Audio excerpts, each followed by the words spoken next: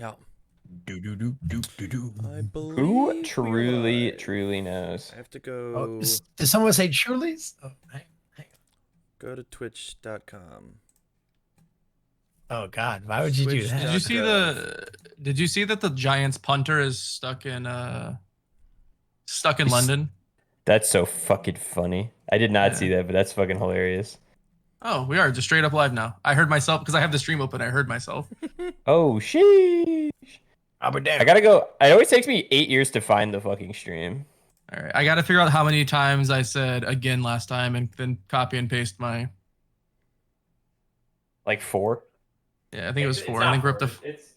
I think we're up to 4. Yeah. I'm gonna share my own subscription. I'm gonna share my subscription to ourselves. Yeah, we're on number 4. All right. Let me go spam ping everybody so they Subscription can get meta. mad at me. That's the reason I mean I still don't give unfun stuff my Amazon Prime because I'm like I'm not doing this. This doesn't make any sense to me. You don't want to give your money to yourself? No. Damn. You're a very Not even a selfless little. guy. You're a very selfless guy, Phil Birch. I'd rather give it to somebody else. Usually I use it when I remember to on Tamarins. I don't think I'm actually subbed to Tam. I think I am actually Twitch Prime sub to Tam. So I can get I'm like Tam Car actually, flexes, you know? Yeah, I'm like actually subbed to Tam, I think to you, to Nilmerg, to Ooh. Unfun. I don't know who gets my Prime sub. I don't stream anymore. Make sure you canceled your sub. Oh yeah, I need to do that. Yeah, make sure you guys' subs aren't recurring on me. I do appreciate the dollar dues I get in like 4 months, but no. Would it be cooler if I just like actually saved my $5 and bought you a $5 beer instead of I would giving you rather you save your $5 so that you are $5 richer when we get to hang out. Jose said sure, by the way. Love it. All right. Love that. We'll keep a couple boys in the tank just in case. Yeah. So yeah, what is going on? What's going on? Fucking My Hero Academia unfun stuff community. It is your boys. It is the boys. It is brewing with the boys. We're brewing. And we've all had exciting weekends.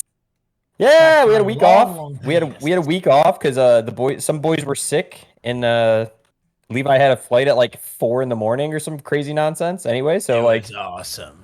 Last week was a much needed break for the boys, but we're not back. We're back in full blast. Levi is back in half blast because he only has half a voice, but that's because he was doing some cool ass shit, which is kind of how we're going to lead the show off this evening because Levi also is a little bit of a busy guy today.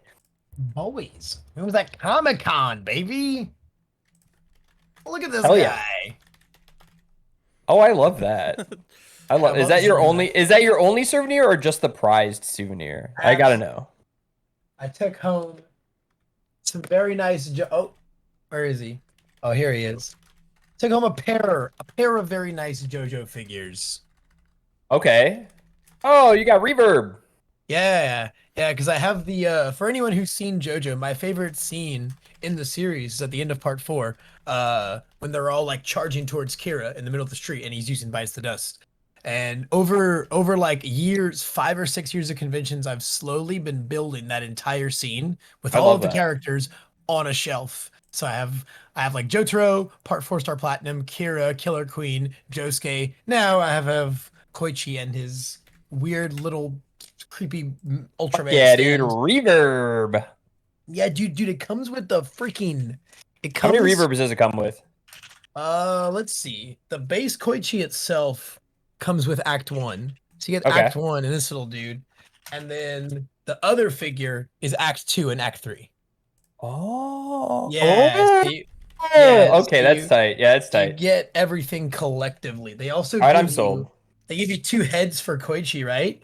So you get like the Chad Koichi head where he's like Super Saiyan.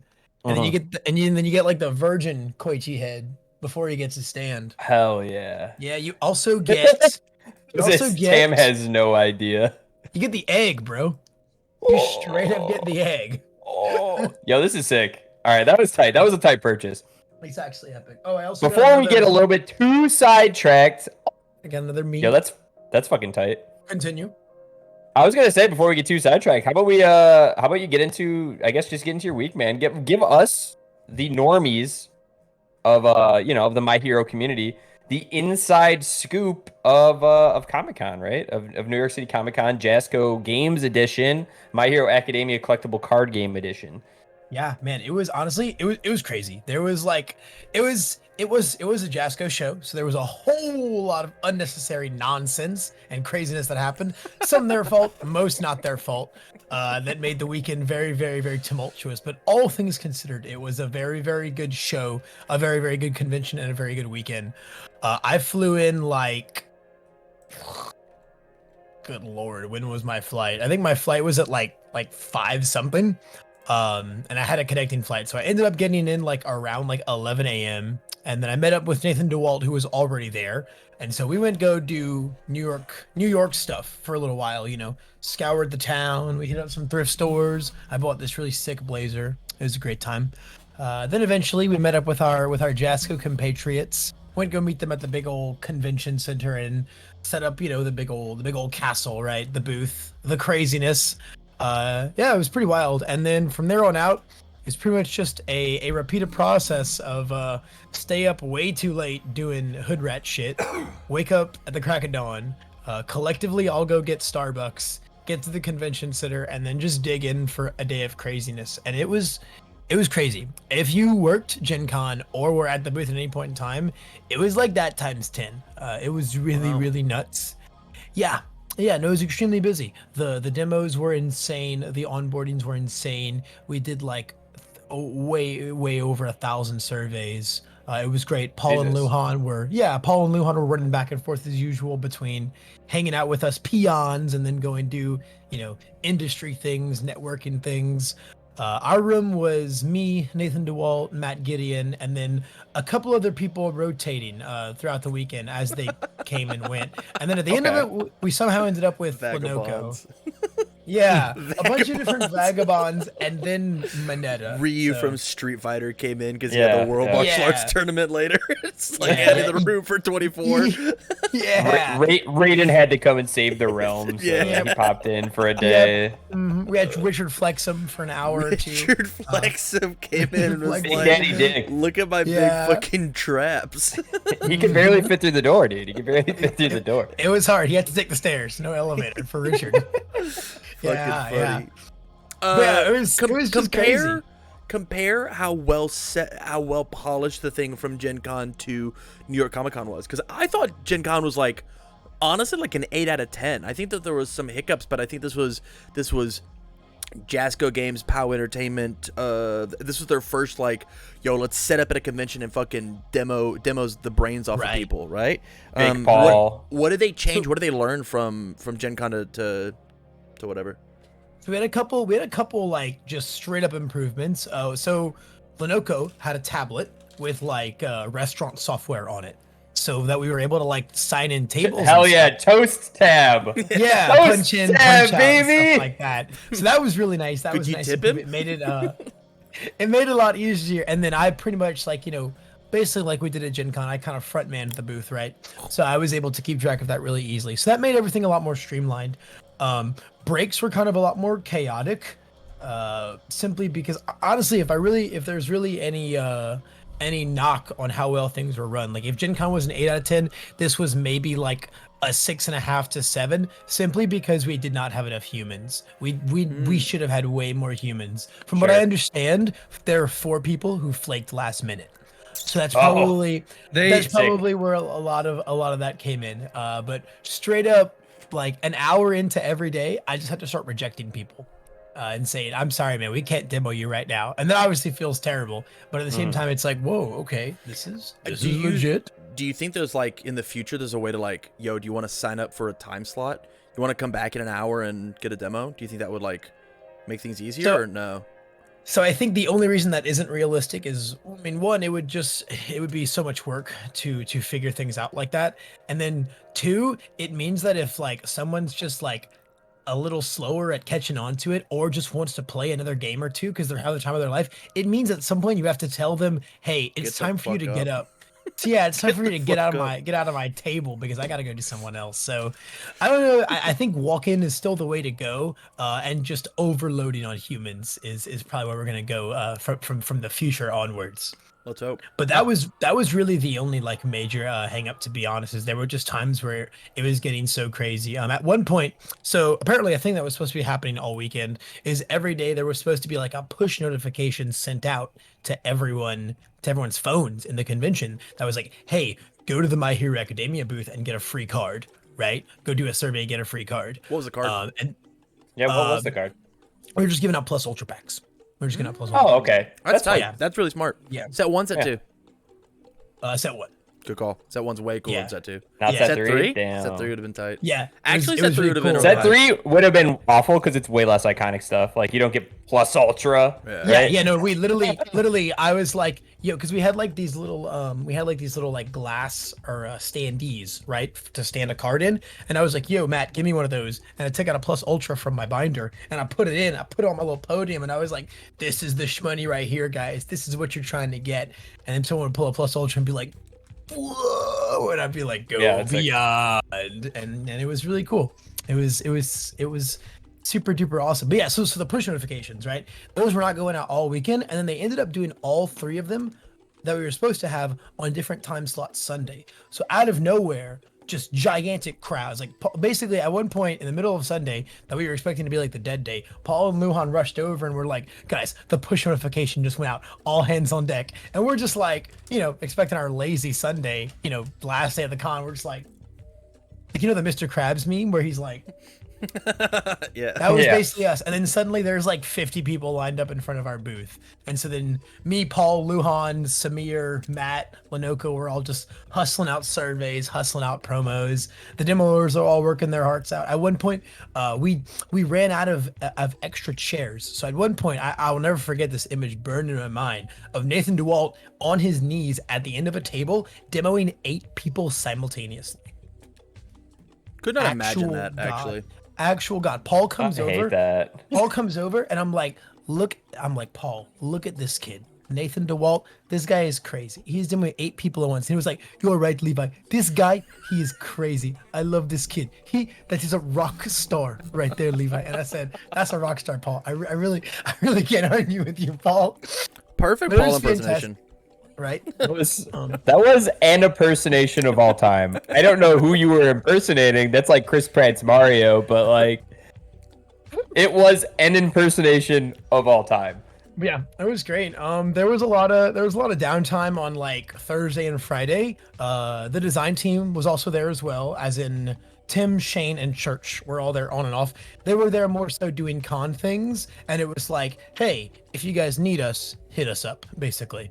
Sure. So we got to hang out with them quite a lot. I got to have games with Tim and Church throughout the week. I beat their butts up and got an XR stain too. It was very cool. What? And then Luhan shows up Sunday and he shows up like Sunday morning, way before we open, and he's like, all right, guys, here's what's going on. I've got a little over an hour left before I have to get out of here to go catch my flight. Who wants to play some games? I'm like, you trying to front, Luhan? And he's like, I'm trying to front, Levi. And so he pulls out this stack of top loaders, and it's all of the XR URs and the XSRs from set 3. And he's like, pick one for us to put on the line. And so I had to go right for the Blood Moon Rendon, of course.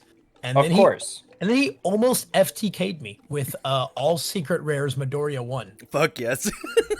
He said I get to go first. He builds 5 passes, and then he plays attack, joint effort offensive, pitches his hand once per turn again, passing the torch, draw 2, draws the second joint effort. And then after that plays the one that clears card pool, which he was able to do because he popped the pull no punches to snap momentum in. I love it. That's some crazy shit right there. That sounds fun. Yeah, Luhan That's like hype. actually god moded me, and it's a really good thing that Eraserhead is not a balanced character, and that all of those attacks are 0 mids against Yeah. my guy. Yep. I was very fortunate, Yeah. or I would not be the proud owner of an XR Blood Moon Rending. Funny. Yeah. That'll happen. That'll do it. Yeah, it was very sick. We got to do a lot of really fun Jasco stuff in general. We got to all go get autographs from the voice actors and stuff. Oh, sick. Yeah. We didn't personally get to go there. Basically, it was Matt Gideon saying, "Hey, I'm gonna go cut the entire line because industry, and just everyone give me a card that you want signed." So I got my That's fun. Ochako. I got my Ochako one signed by Lucy, who was there, her voice actress. I think it was Midoriya, Ochako, Momo, Present Mike, and Shoji were all there the weekend. Dang. Yeah, Dang. and unfortunately for young Nathan DeWalt, Momo was not there Sunday anymore, so he could not get Momo cards signed. Doji? Yeah, Shoji was there. Yeah, everybody Shoji Shoji. has lines? Shoji does have line. It was really sick Huh.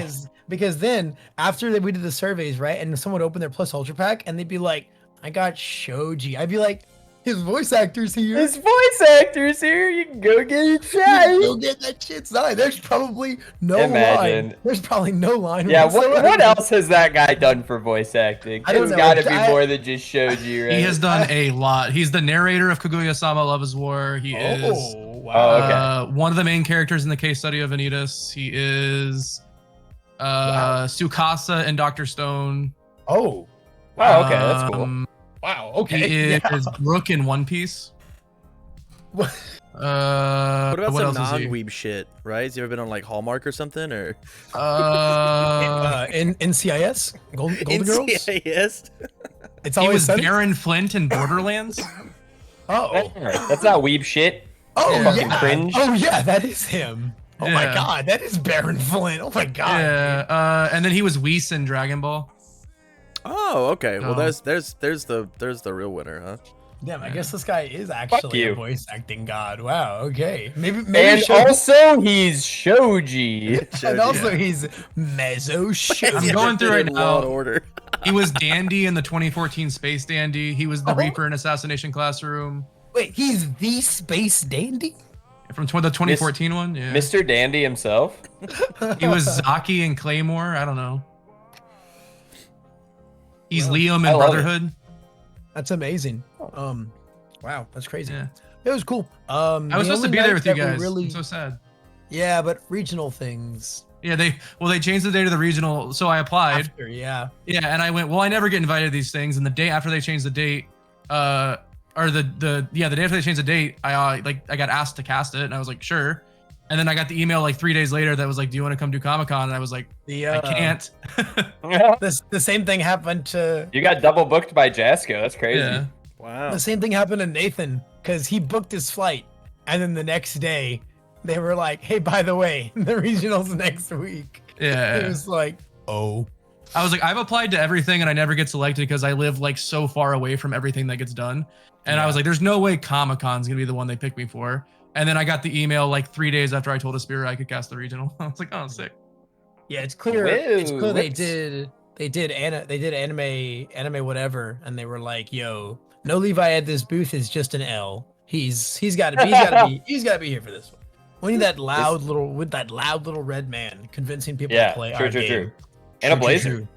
In a blazer. It was a nice Every blazer. time. It was a nice blazer. I bought that blazer at the Goodwill on Every time. on 34th Street in New York City, right then and That's there. so awesome. So this is the blazer. Yeah, I gotta post my pictures. I gotta post my pictures from the weekend. I still haven't gotten around to that. But yeah, it was a really fantastic weekend for me personally. Rip. Oh, he returns. Phil Birch. Phil Birch. I just got discorded. That was so crazy. Yeah. You got Ryan Fielded. It just turned off. Hey, good news. Hey, I got that's only a Ryan warning. Fielded. Like, Hey, I that's got a warning, pal. Warning. I got a Oh warning. my That's so God. topical. Also, my camera looks completely different now for no clear reason. Yeah, One more of bro, you those, you're lost off the all your, podcast. You That's lost so all your wild. exposure. Yeah, judge. It just changed my entire camera settings. That You is lost all insane. your We're now in. exposure. It's now Wild. Dark Phil. Oh Yeah, my no God, shit. No. Neo Oh, no. Phil. No. That's crazy. Teenage angst Phil Birch, not like this. That is so wild. Why did that happen? Yeah. We did have a karaoke night. Friday night, we all went go get dinner. At this really nice Korean barbecue place. and I was like dead I was like dead by the end of the day. I was like barely getting through dinner. I had dinner, had a few cocktails in me, and I was like, okay, I can get through dinner. This is good. And then Luhan's like, okay, guys, we're doing karaoke, and I was like, oh no, Luhan, no, I'm not strong enough. So we got our karaoke room, and then they brought us like 2 entire bottles of Tito's, and it was a Oh, really God. good night. I got to watch basically the entire Jasco ensemble, led by Aspera, do Rap God. So that was amazing. I'm real time editing my camera. Yeah, I can see that. This is pretty impressive. But yeah, Alright, it was alright, great. okay. It was great. I did some lounge singing, did a little Copacabana. That was great. Hell yeah. That's fun. Nathan DeWalt and Luhan did the League of Legends song, Legends Never Die. Nathan DeWalt is actually just a League of Legends stan, and it's crazy because when the game came out, he was 6. So it's not like he's just been playing forever. It's too late. It's too late in the game's existence to be standing League of Legends. Yeah, Nathan and I did quite a lot of. He's just a horny child. Nathan and I did a lot of walking the convention throughout the weekend, and I think there were at least 15 instances where he asked me to take a picture of him with a very well endowed League. Yeah, of it's like Legends he sees boobs and his little headlights flicker on. Boobs are neato. little Boobs headlights, are tiny neato. little headlights, man. Boobs are neato, Nathan. I agree. My poor son is very down bad. We said that the other night on Discord before the con even happened. He was like, "No, I'm not. I don't even know what that means." We were just talking about how down bad he was. I told him he was down. I told him he was down horrendous, and he told me Yeah. he had a different fucking definition than I did. I was like, I don't think so. It's either that or a crippling gambling addiction, and both are not great. You know. Yeah. Not a good one either. Yeah, it's not a good one either. I think it's a pretty hard line to stand on. True. And True, then true, true. Me and Nathan spent like 5 hours in the airport together, hanging out and opening our boxes and shit. Yeah, y'all being messy as hell on the floor. I saw. Yeah, it was awesome. Yeah, There's just shit like- everywhere. You guys had like fucking garbage all over the airport. Yeah. We love literally that. just like annexed a corner. We like lined. We made like a like they did line the tents with the rocks, right, when you go camping. We just did that with all of our like boxes and just made a little Like, fort. no one's allowed in this area. This is our area. Yeah. Oh, it was great. Any Yeah, it was airport awesome. demos this time? No airport demos. No airport demos. A lot of people did ask us what the hell we were doing though, and Nathan was just like, "Yo, take these cards. They're all Crimson Rampage. They're terrible," and they were like, "Hell yeah!" So we gave out like all of his commons. It was great. Random people and they took them? I've been like, this is garbage. I don't want your garbage. Yeah, dude. With and without context, I would not accept somebody's random cards. Bro, he gave out Crimson Rampage commons. That's like the hustle of the century. He got someone to take somebody Crimson took those from Rampage him. commons. Somebody else had to pack those on their carry-on.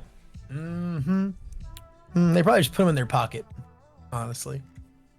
I'm not flying with a whole pocket full of Crimson Rampage. No way. I'm going to the nearest garbage can and throwing them away, accepting your Bro. kind gesture because I'm not rude, and then I'm going to go throw them in the garbage. Bro, you're not trying to rock that pocket full of mid-match advertisements? No! Yeah, it was Oh great. my We had a lot of cosplayers. We had some All Mights. We had a really good Cero. Like a Cero in his hero outfit. It was like way nicer than it had any right being. There was a Kami. She was really, really good too. There were a couple Momos. There was a really, really good Moneta that Lenoco like lost his mind over. I It's love great. that. It's fantastic. It was awesome. Barry I Everson, love do we know anything about nationals? No. We don't even Yeah. know if that one date was a typo or not. No, yeah, my mom's honestly, casting. Barry, I can't fucking pay for my own like Sorry. entry into it yet, so I don't think it's real. Yeah. Nationals might be a prank. Yeah, it might be like one of those funny Jasco memes, you know? You know how Jasco games like their memes. Oh, they love them. They love them. Dude, I love me some memes, man. Me and my son right here, we love some maymays. That is a You, big you ass have too many turtwig. children now. It's pretty large. It's a pretty large. little Nathan turkey. is not his child. That is Mitchell No, and I's no, child. but then on his bed he has the other son. When you press summon the sun in his Twitch channel, he gets that one. What's that? Yep. Which you What's can that guy do. over there? That's a substitute from Pokemon. I love that. Yeah. No, Nathan is my brother. Nathan is my little brother. Yeah. Does that mean you're my son also? I can be estranged. I mean, Okay, unless that's you fair, yeah. unless you're into it. It's I really up don't to need you. that many more kids. One is far too many already. Yeah. It's really up to you. You know. It's a matter of preference, right?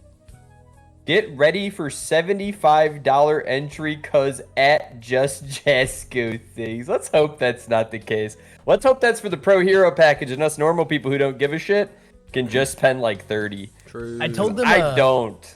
I told them if they can get Eraserhead's voice actor to come to nationals, I'll cast it for free. That's my current negotiation. Can I just enter for free instead? Would love that. That'd be sweet. I know, Remember right? you get Oh man, Timmer, hey. you remember when we got to enter events for free? Yo, Wasn't that sick? Nationals and Worlds weren't invite free entry. Fucking showered in promos. Fucking showered. Yeah, free mats for everyone. Every single person, and sometimes Every you got like single person. preview cards that didn't exist. Oh. Mortal Kombat Worlds was the sickest shit of all time, actually.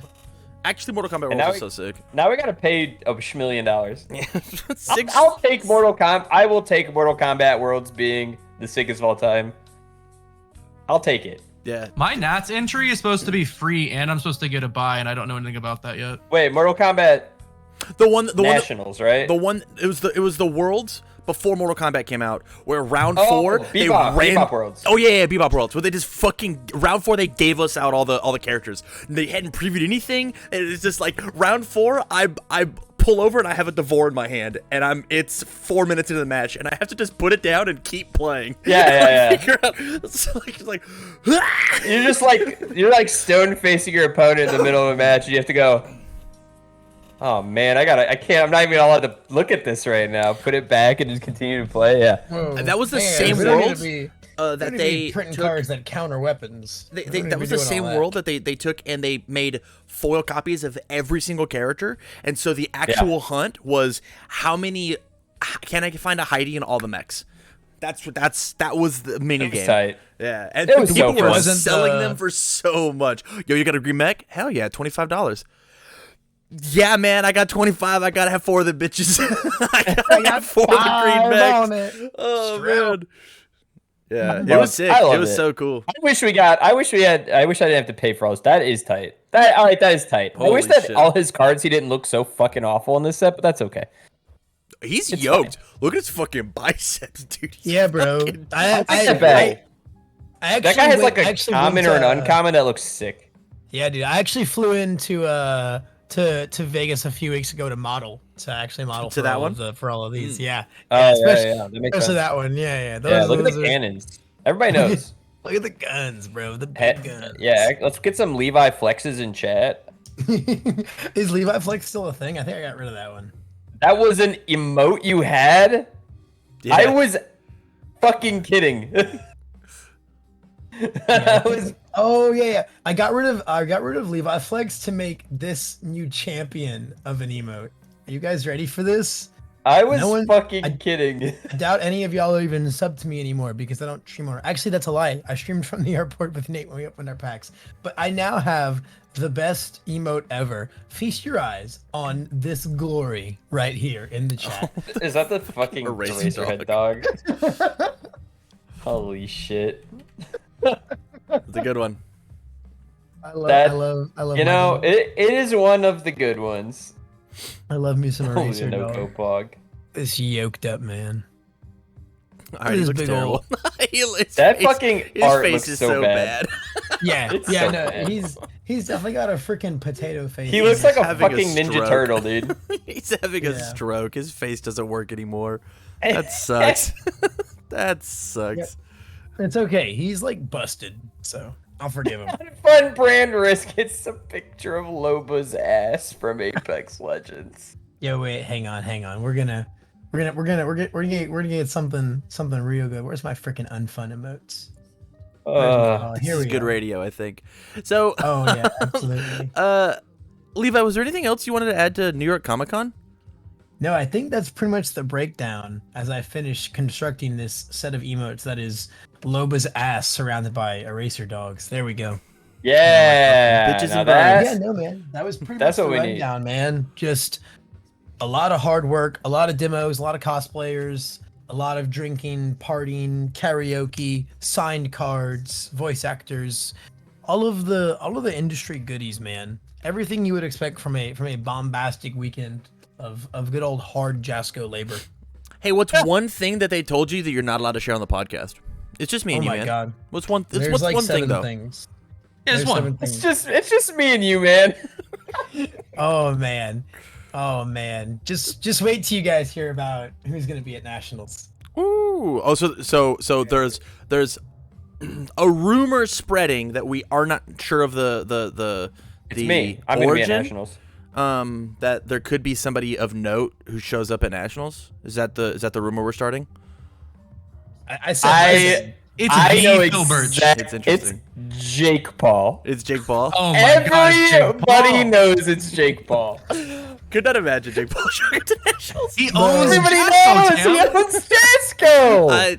He's dang. finally gonna make an appearance. Bro, imagine we're doing like opening ceremonies at nationals. The whole team is on stage. I'm up there, suit and tied, in the caster's desk. We've got every decorated player. We've got the champ cards, life size on stage, ready to announce the first round. And then the lights dim. It's every day, bro. It's every day, bro.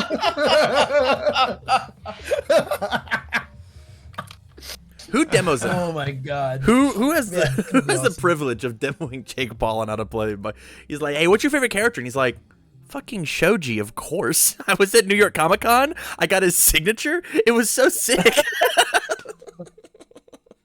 No, there's no way we don't make Jake Paul his own character card. There's no Jake way. Paul might. I don't only Everybody play knows Jake that. Paul. What is Jake Paul might. Yeah, I'm a Jake Paul. I'm a Jake Paul man. Jake Paul might. Guys, what are Jake Paul's symbols? Chaos. Good chaos. It's Jake Paul might, guys. He's Yo, actually, All Might 7 is just Jake Paul Might. Jake Paul might. yeah. Jake Paul, mate. Oh my god. Instead of like They arrows and demo swords, Lorcana it's at like, Nats. Ooh. Oh my god, man. They're like, yeah, by the way, joke's on you. We're Lorcana gamers, and they say it, and we're like, all right, I guess we are now. I did find out something really interesting that I don't think it matters if I share this or not, because it's literally irrelevant information. But apparently they wanted to get together with Stain's voice actor at some point to do something, probably Crimson Rampage promotional stuff. And turns out he is in Europe for like the next 6 months. No idea Nice. what he's doing. Aspera was just like, yeah, I hit him up, and he was like, yeah, I'm in Europe, half a year. I'm in Europe, just vibing, just Can't hanging do it. out. Can't do it, buddy. Sorry, It's like, wow, I'm busy. Like I'm trying to smooth Stain's VA, man. hell yeah, man. Well, I All think right. we are trying to get Jose on the cast, and you said you had shit to do. So I do have shit, and it does need to be done. yeah. I'm gonna bid me and my boy here. I'm gonna bid you guys all a fine farewell, so we Absolutely. can rotate in. Take off the fucking tag. your- Take off the fucking tag. Why do you have the fucking cardboard on the fucking? It's like a hat, thing? dude. You can't take off the tag. Fucking Indeed. ridiculous. Actually, Bro, I don't look have at a this tag tag, on my man. hat. Pikachu's on the seesaw, okay, put it on your fucking windowsill then. I don't. bro. It's Use every it as it's a every- bookmark it's or every day, something, bro. man. It's every day, bro. It's every day, bro. All right, my son and I are gonna bid you guys a fine farewell, so that we can bring in your most recent reigning regional champion, the executive producer, Jose. Thank you guys. I'll be around, Yeah. probably in chat. Love you all long time. Love you too, buddy. Bye. Loses value. It only loses value if you are gonna resell it. Yeah, it only loses value if you're a fucking narc. I'm Levi Lalonde now. Congrats. Yeah, you're just like I'm hard. gonna have to. you're I'm gonna just, have to like, fix in the whole there. stream. No, yeah, Hold on. yeah. Jose. Wait, Jose. make Jose Jose. change his name to Levi's name, and it'll be the same orientation in Discord. Who knows? Man, I sure wish. It will be. Can I just move If him? he's, I yeah, can. you can just move him. Hey, You can do whatever the fuck you want. Jose. Jose. You guys just cut Mitchell half mid-sentence. That sucks. We're making a show happen. Yeah. So Yeah, turn on your fuck 'em. camera, punk. What show could you possibly be doing? Okay. All right, I'm Andrew Jake Paul Holder right now. This is crazy. Yeah. All right. Take it away. I have to fucking fix it all. I hate buddy casts. I have a great image when Tam began to stream on Sunday, where it says that he's Phil Birch. It says that Kevin is Andrew Holder. At the bottom, it says Linoko is not funny. It's just a great screenshot. Great. Wait, can you share that with me, please? That's some good shit. Oh yeah, because the last time that we cast it was probably me and Tam. No, it wasn't even me and Tam then. Oh, it was the Tam cast topic. it with. It was the topic, I was and like- I used the same name tags for commentators as I do for this. Yeah, so Timeline. Yeah, I call The it timeline's all fucked. Yeah, because this It's is the timeline. absolutely fucked. This This is my after you favorite move a image. chair. This is the time after you move a chair. Yeah. I'm stealing this Anyway. and putting it in the meme review. Welcome in, Jose. Obviously, a big behind-the-scenes guy for unfun stuff. You know, the face of the franchise, the one, the only, the best player at online regionals right before the release of the next set. 2 for 2. How's it going, man? How are you? How's your day been? Doing good, Phil. You know, usual long day, school and stuff. But today's school was on Zoom, so I'm actually present for the show this Yeah, very nice. Well, obviously, we brought you in a little bit to chat about your most recent success, get a little bit of an interview with you. I mean, I'm sure you did your interview post, whatever. But this is a little bit more lighthearted, and also, you know, you can talk about whatever you want on here because True. we are not under Jasco Games' shoe. We can do whatever we want. We're real gamers here. Yeah. Oh, we're real gamers. All right, everybody, get out the banned words. Get out the banned words. Yeah, we hate women. We hate fucking women True, here. True. Yeah, factual. Anyways, first question. What playmat is behind your head? What do you think? Is it Woodman? It's one with nature. Of course it is. What is it gonna be? Of course it is. I just assumed you didn't keep that behind your head normally, honestly, but that makes sense. I swapped it for the Kamui mat that I use, just like a tablecloth. You have a com? Yeah. Pippa got me this. Oh, it's like the other mats, but Kamui. It's like the Junkani mats. That's But cool. illegal. Super cool. Yeah. Yeah, well, fuck you. That's what I have to say about their mats. I'm gonna play with my big-breasted woman mat all the way at nationals. To Fuck be fair, them. I didn't play with it because the one with nature mat is the soul mat, so that's what I played with. That's fair. It is your bloodline technique, the one with nature mat. And while we may not be allowed to use the old one with natures in tournament play, I can still use the mat, so it counts. it counts. It can't stop me. I'll use my mat and discard a card. You'll get +2 to your block modifier, and then Yeah. respond. Imagine that's how it works. Actually, that'd be kind of. Hold on, that'd be kind of a crazy Like a field spell? fucking. Yeah. Steel spell? Did you bring your mat? Fucking Yu-Gi-Oh! Season 3, where they went to the fucking Cyberverse. Like that's your fucking Duel Master or some shit. Dude, Oh yeah. Super Show is literally like this. Like, you can just once per game go into your binder and be like, I'm gonna use this card. That's actually true. That's tight. Yeah, I don't want to have these on the table next to me, so pulls out binder from backpack, clips 3 pages. I'm using this spectacle. I'm using this one. Yeah, when Phil and I were playing, and like those guys were like, "This is gonna take a minute," and they pulled out 3 binders, and they were like, "We gotta find the one that we want to use," and I was like, "Sure." That's crazy. Yeah. It's like, imagine in the middle of The best part about it was we got to share one copy of a card, but we both got to use it. So we were like, sure, we don't know the fucking rules are made up at this point. You can do whatever you want. Yeah. it's like if in the middle of Yu-Gi-Oh World, some dude just went to his backpack, pulled like a Yu-Gi HeroClix, and was like, "I'm using Yu-Gi-Oh Friendship. Yu-Gi-Oh friendship. Shake my hand. Shake it, Shake it. Reveals the other card. You have to shake the hand. You have to. You just have to. I mean, you have to shake the hand. All right, Jose, how about, I don't know how you want to go about it, but why don't you just start by, I don't know, just telling us a little bit about your Swiss typical interview shit where we just, Tell us about your tournament, Jose.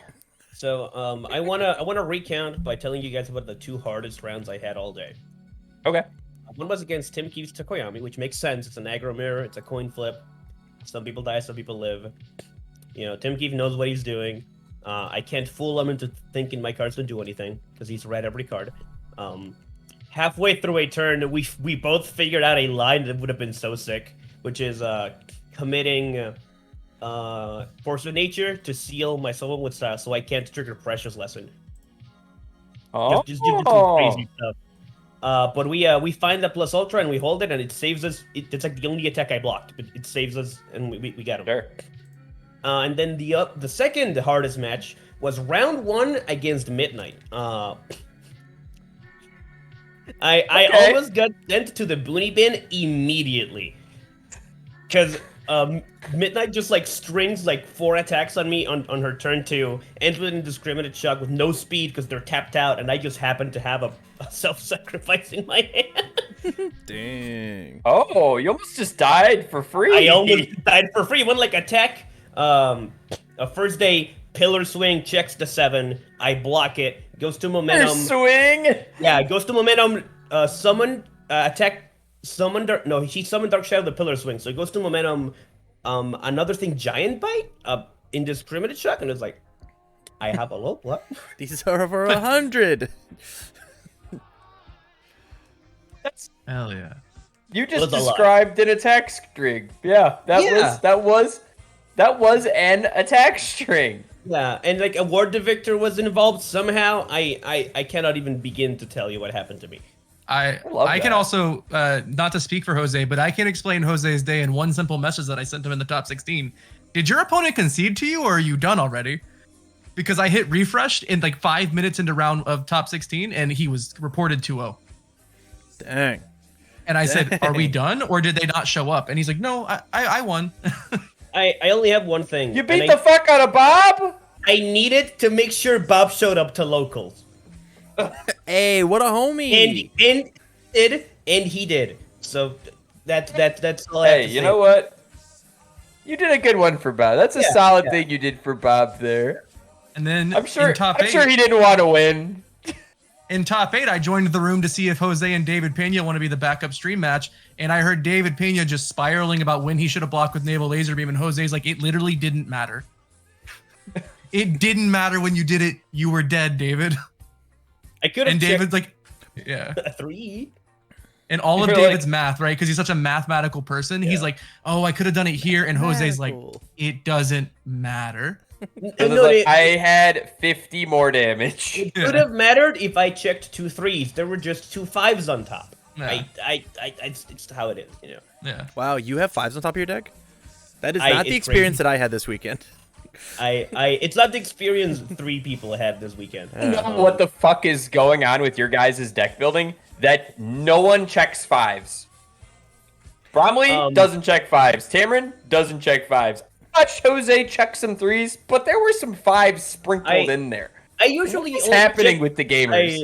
I'll check 3s on the opener because the opener 5 diff is cursed, right? It Oh, just that's is. because it was a webcam match. Yeah.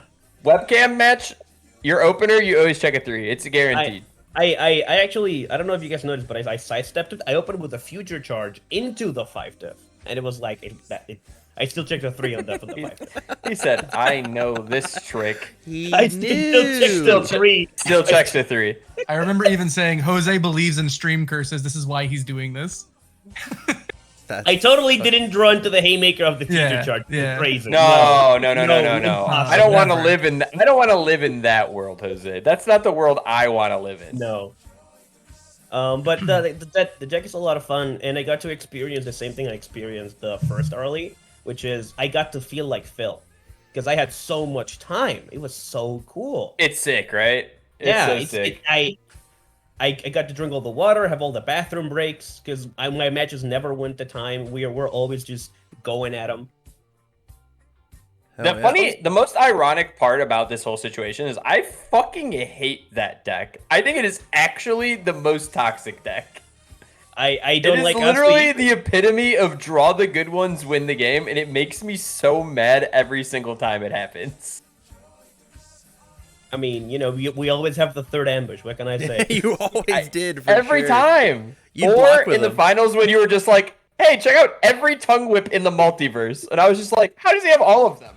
He can't have all of them, right? Surely Ryan's allowed to block this game. Nope, he's not. If I had saved my Toga one attack late, I would have drawn the fourth tongue whip because I checked it when I played the Haymaker.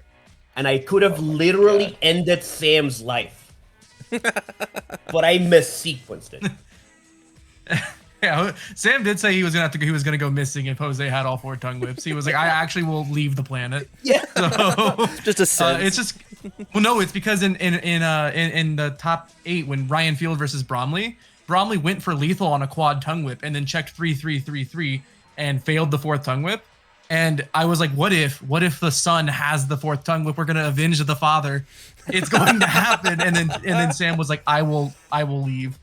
So That's funny. What did you say you were gonna cartwheel across? I was gonna cartwheel through my window. I got a window right here. What for what? What for what? I thought you were in a basement this whole time, and then I keep thinking that, but you're in Florida. There are no basements. This room is so. The thing is, I'm in a corner of a room, so it looks It very looks dingy like and a cold. basement. Yeah, there's a lot Cameron of is in space a over that way. basement.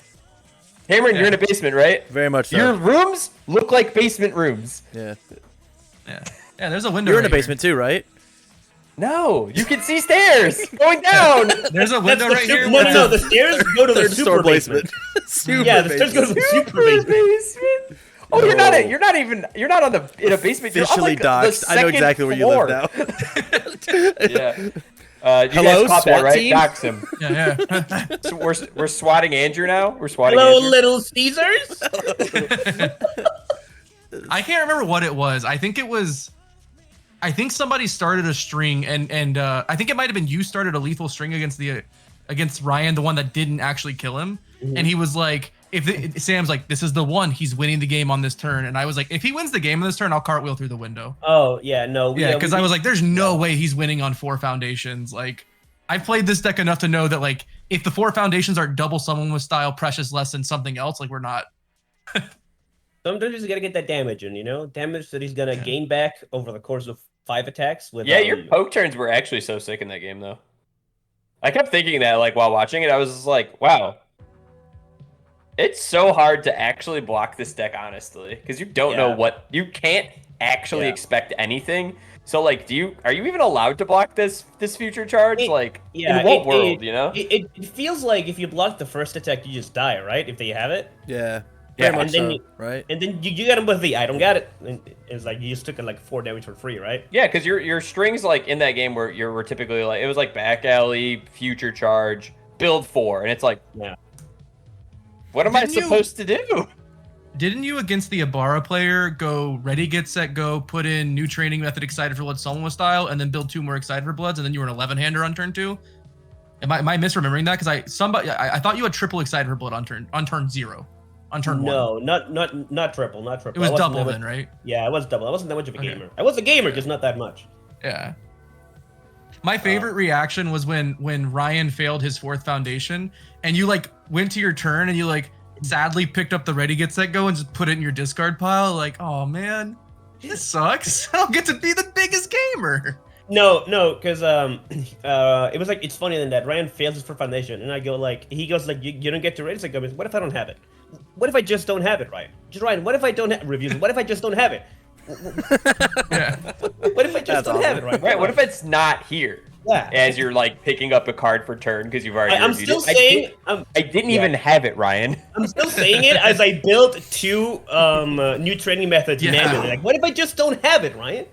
God, could you imagine? Amazing. Could you imagine if he passed it and you fucking built 4 on him on turn 1? I was gonna. Oh, I was so ready, dude. I was so excited. I was like, let me Does do he it. scoop? Does he scoop right there? And is this like, I can't actually deal with a little kid luck. I just can't do it. No. He plays against Giggles all the time. He can deal with a little kid luck. Yeah, he's trained. The littlest kiddest luck moment I had was when I accidentally Toga cycled a training partner that I really needed, and I was like, oh man, I need that card. I play a foundation. I checked training partner. I was like, oh. And then I get it with new training method because I was like, man, I'm so stupid. I wanted to hold that card. Checks another copy. Okay, then fair enough. I guess I'll Hey. just hold this one instead. It'll be Yeah. fine. Oh God, I hate that freaking deck so much. I love What are that your deck. What are your thoughts on this deck's position in the meta? And if you could please go into detail on why this should not exist, because it fucking shouldn't. It shouldn't. My thoughts on this deck are clouded, Phil. This is the problem. My thoughts on this deck are clouded because I can't win locals ever because I always get clapped by Goose exactly on like yeah. Midoriya 2. So it's like, you know, maybe the deck's just bad. Maybe it's just poo bad. No one should play it. I don't know, like the deck feels like it's supposed to be very fragile, right? Because like all we have is offense, but the fact that we get to tutor our 1 defensive card, which is release, and the fact that our block mods make no sense means that we can always survive enough, right? Yeah. Like a deck like this only needs to survive enough to actually kill you, because the life cost of Toga is mitigated by a side for blood. Like you get your draws, you gain 8. That's 8 more attacks I get to give speed, right? Yeah. Yeah. It just reminds me of Tokoyami, but you don't have to play action cards. You put 8 Yeah. cards in your card pool and they're all orange because you Yeah. see 6 extra cards every turn or whatever. Yeah, I Yeah, think it's Master Asia Froppy, Yeah. but it's different, right? It's Yeah, the yeah. same fucking deck, but you're doing it differently It's with because evidence. you're not front loading all of your stuff that doesn't count towards progressive. You're back loading it, right? Like you're Yeah. playing all of your alleyways at the end. it My leaves question evidence is, on the like, table. If we're gonna call it as degenerate as that Oswey list, like what needs to go? Obviously, pretend set 3 is not coming. Pretend we're stuck in this format for Yeah, 3 yeah. more months, like we were when we banned the cards from Um, Oswey. Like what has to go? Like, so the deck is strong, but we have played a lot with it and against it. Like, it's just a good deck. It Yeah. is well suited to beat Momo, because Momo really wants to block everything, and blocking everything is how you die to this. Because of the Yeah. compounding speed, the bleed, like partial blocking an attack, it feels so bad because you lose the one, then you take the damage. And like, I think that if you needed to hit this, if you needed to hit this in some way, hmm I lost every die roll except against Tim Keith. So ban But die rolls that or didn't matter because because of the turn 2 mulligan, I could always at least, if I find ready get set go, that feels awesome. But most importantly, I was able to find new training method, and the card is crazy. New training method makes no sense to me. That card is significantly worse than Precious Lesson. It's significantly worse than Precious Lesson. It's significantly worse than Someone with Style, but it enables something very greedy, right? It Sure. enables a lot of 3 diffs. It enables a lot of 2 diffs. It enables Yeah. the ability to pick up important. You get to pretend to be Mina 1, right? Like you see an important piece get checked, you're like, I have that. I just have it. And I love build that it for analogy. free. I love that analogy. Yeah. I get to pretend to be Yeah. Mina 1. That's a Yeah. sick way to kind of look at it. Of like, oh, that one's cool. Yoink. If you play a new training method while you have one on board, and you check a Someone with Style, that's insane. Because I don't have to play the Someone with Style anymore. I just get it to build it in for free in my build turn. Like the reason the deck works is because you're Bromleying every turn, and that means you're pressing all the draw buttons, then you are building every foundation, and then you're passing. So you don't have a lot of defensive quality. You just have so many cards. It's like it doesn't really matter. Yeah. And That's true. If you are never forced to defensively blow your things up and it passes to your turn, the deck is 40% attacks. I have 12 foundations, and Alleyway Ambush allows me to, after I'm done with all the progressive difficulty, send a bunch of 6 high 8s. That's very. That's true. A lot. So it's the fact that I get 2 turns. It's the turn where I'm building down all your defenses and maybe getting some damage in, and then the turn that actually kills you, which is the Alleyway Ambush line. With that said, though, right, to come to the defense of the deck, because I think just shitting on it is whatever. It's cool, yeah. If you whiff, I'm not shitting on it. I think it's fucking broken. if you whiff, you have nothing left. It's just like it's just like that. So like forcing things like the Earth decks of like learning the standards or whatever. Like if you can interrupt his progressive at all early and then have a plan for the late game alleyways, like if you can figure out how to alleyway it like what happens whenever you got 5 cards in the card pool and you have a planning ahead on your board, right? And you look at this token and go, I'll name high. If the next one's a high, your alleyway ambush comes in at 0. Okay, what do? Right? Like I think that like if you can, all of us at the end of the tournament, at the end of the season, right, which is the thing that I eventually want to talk about on the podcast, whether it be this week or next week because they're going a little long. How did set 2 season 2 shape out? And the fact of like at the very end of this last tournament, we were all be like, does my deck beat Momo? And then this Toga deck kind of just came in blindsided and was like, yeah, my deck can fight Momo. Oh, I died on turn 2 to this Toga deck. Well, fuck, I didn't tailor my deck to not die on turn 2. I tailored it to try and go to turn 8 with Momo. Fuck me. Fuck me. Hold on. Before we get any further, Tam, reset your camera. Am I done? You are so far audio desynced again. It's great. It's so crazy. What were you saying, Jose? Andrew feels like he's losing it silently. I am. So like my only thing was like the what do you have after you play 5 cards? I watched Jose have a turn where he attacked 5 times, passed with 9 ready foundations and 7 cards in hand. Yeah. Like what do you have? Your hand is full because you drew 5 extra cards. My issue is that the deck attacks so recklessly, and because of Precious Lesson and Someone with Style, none of it matters. It's all free. It's all free. Oh, I checked a 3. I guess I'll commit this Someone with Style, this face down foundation that I flipped a tight lip for a damage. I'll pop the tight lipped. I'll respond with both these Precious Lessons. Yeah, it looks like I checked that, but now I have +2 foundations. This deck has 2 modes. If Toga plays Back Alley Haymaker and they draw a card, you're like, okay, they don't quite have it. They're not confident. They're probably not going to kill me. If they play Back Alley and they build in a 0 to, oh, I'm dead. I died. Oh, yeah. their hand is it, and they just need the cards to play it.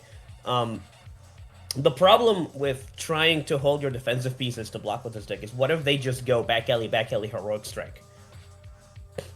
Then you lose. Are you able to not take 18 while holding the 3 diff out, while protecting it through 3 pieces through 7 cards of stun? I guess that's fair. Yeah. Your onboard tricks don't work. Yeah, that's the issue. It's that Heroic Strike is such a backbreaker. Back Alley Haymaker after Back Alley Haymaker feels really good, but like you can sort of prepare for that, but you cannot prepare for the 3rd one that stuns 3, right? Yeah. And it's fake stun. Yeah, it's not real stun, so your resistances and stuff like that don't actually get to answer and it. Like it hurts in my soul because I love this card so much, but Someone with Style is kind of crazy, right? Yes. That's a good one too, man. Okay, I have been saying that since I started the game right back in like October. My first deck was an Earth Kirishima deck where I played 4 of that card, and I went, this shit's messed up. And I don't know anything about the game. I haven't even like started interacting with the community. Yeah, true. I still don't. I'm not even interacting with like Discord or Facebook, and my friends and I are playing, and we are like, why is this card allowed to exist? It's so funny to me because I'm gonna be an old man here. Three squares here know about God of Thunder, and like my hero has just shown me, man, that card just exists, huh? Like we've just had that card. It's so crazy when you compare what is allowed in a format where you have real cards in it, and my hero, you're like, shit, we should probably ban Summo Style. And it's like Standard's got this card that's destroy a foundation, ready any foundation that hasn't been readied. So Andrew, Andrew, what if God of Thunder says all of your foundations have the enhance on Someone with Style? That is what the card says. Yeah. I'm reading it Playable now. well committed? Yeah. Also, It is playable committed, yeah. also, it's a damage pump. It does also Yeah. kill you. it does also turn sideways for +2 more damage when you need it. You know.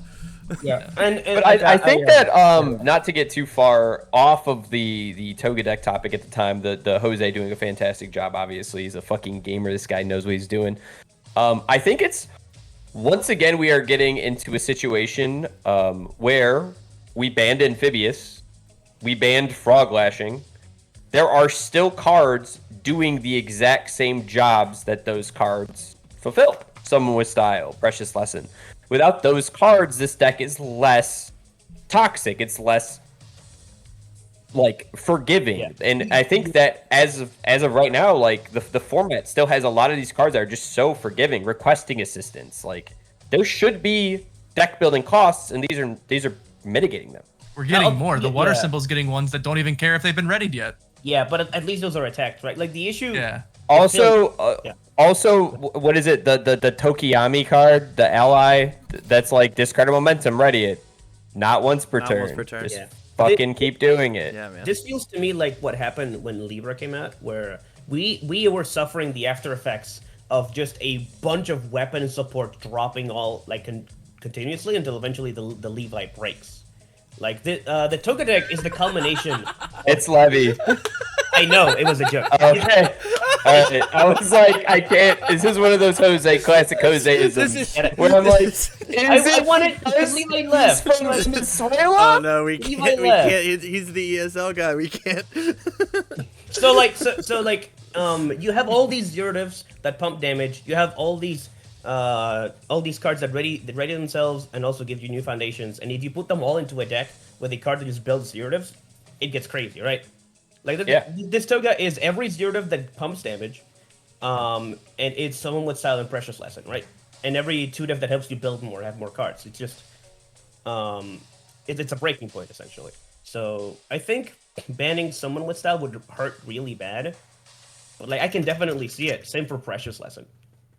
My Shiggy deck was also running for someone with Style because that was the only way I could play 13 5-diffs, right? I think it's totally fair, right? Like, I think there is a difference to something that is a one-time use also to something that is multiple use, right?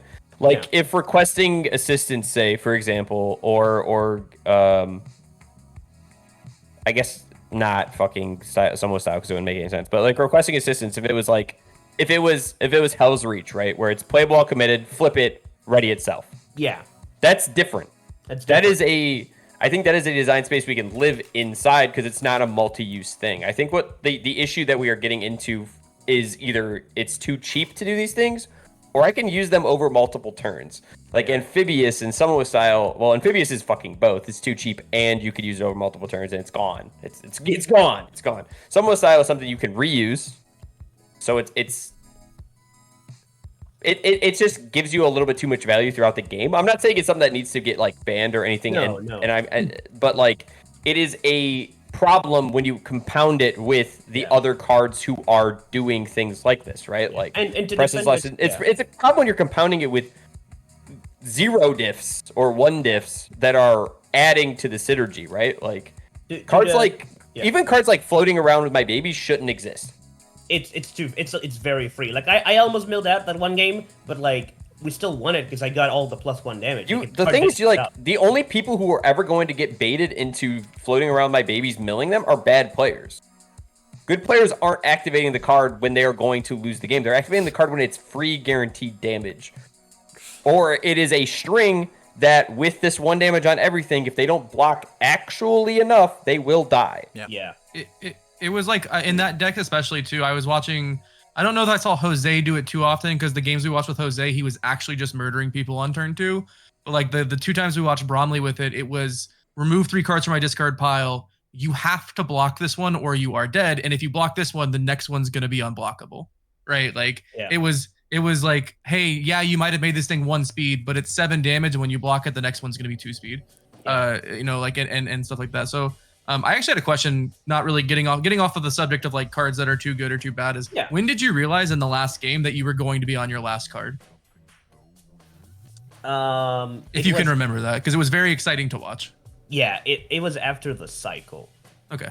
Like after the cycle, it was a little before the cycle because I was removing cards and I was like, oh, I wasn't sure how many more cards I was allowed to play, but I just made sure that I could play all the cards that I needed to, essentially. Yeah, because like if you guys are watching and you didn't go watch the finals, the game Ryan versus Jose game 2, you watch Jose like very early in the turn start releasing his own foundations so that every single attack will get +1 damage from floating, and then before the site, like at the start of the turn, or maybe when you went to go block something on Ryan's turn, you pick your deck up and you count it, and it's like in your head you go, oh, I get to attack like 7 times and then I lose the game. Yeah. If I don't kill him with these 7, the game is over. That's and it was just like really cool to watch, right? You would like with the check, with the release, and with a self-sacrifice, every single attack was getting +1 damage, except there were times you weren't allowed to release and self-sacrifice. You had to toggle loot to get the 3rd card. Yeah. So it was like very fun to watch happen. It's a very fun. If you guys didn't watch that specific game in that match, it was really cool to watch. That's the thing, that the deck is fun. Like, Phil hates it because it is a little. It looks fun. I think it's fucking broken. I think it's so fucked up. I honestly think that the Ibarra version is less broken because the thing that makes this deck tick is getting those 8 or 7 attacks. And Ibarra does not do that as easily as Toga does, because Toga has 2 pieces of card draw in her face. Is there an Ibarra version? Is that what the Ibarra deck was? Yeah. No. I wasn't what the Ibarra was. Not quite. Okay, I just assumed it was some bad deck. We thought it. We thought about it. We thought about Ibarra also gets to do this. What does she get to do versus Toga? Ibarra gets to put 2 damage and everything as opposed to 2 speed. She gets to play a Tongue Whip at the 5th card on a 4 as opposed to on an 8. And then she gets to Alleyway as a 4 high for 7 as opposed to, like, with all the damage bump that comes with it. It's just more damage, but it is less speed and it is less filter. You don't find them as easily. Yeah. And you never have the guaranteed Excited for Bloods because we don't want to run throws because throws are kind of bad for this gameplay. Yeah. But that version is less fucked up, essentially, is what I'm saying. I think also, Phil, the new training method does help compound the issue with someone with style, because it lets you get more foundations and get them down, which is the fuel for someone with style. Because someone with style is supposed to have a cost, which is I'd have to destroy another foundation. But if you have 16, that doesn't matter, right? I've been talking about how Ready Get Set Go should have been a 5-diff this entire format, so I have mentioned that on more than one occasion. That card should be able to be failed if your opponent plays it. You should have a percentage chance to fail that card. You do not, unless you play 2 checks. Yeah. Which you wouldn't play that card in if you played a deck with 2 checks. But to defend the deck, it was a lot of fun. I had so much fun. Great stuff. Dump your hand into the card pool. Yeah, just play every single card. It looks, like I said, it looks fun. I have a problem with it from a standpoint that I just don't think it should exist if the Froppy deck shouldn't exist, right? Yep. It's the same deck. The good news is in set 3 we're not getting any cards that help Life Toga.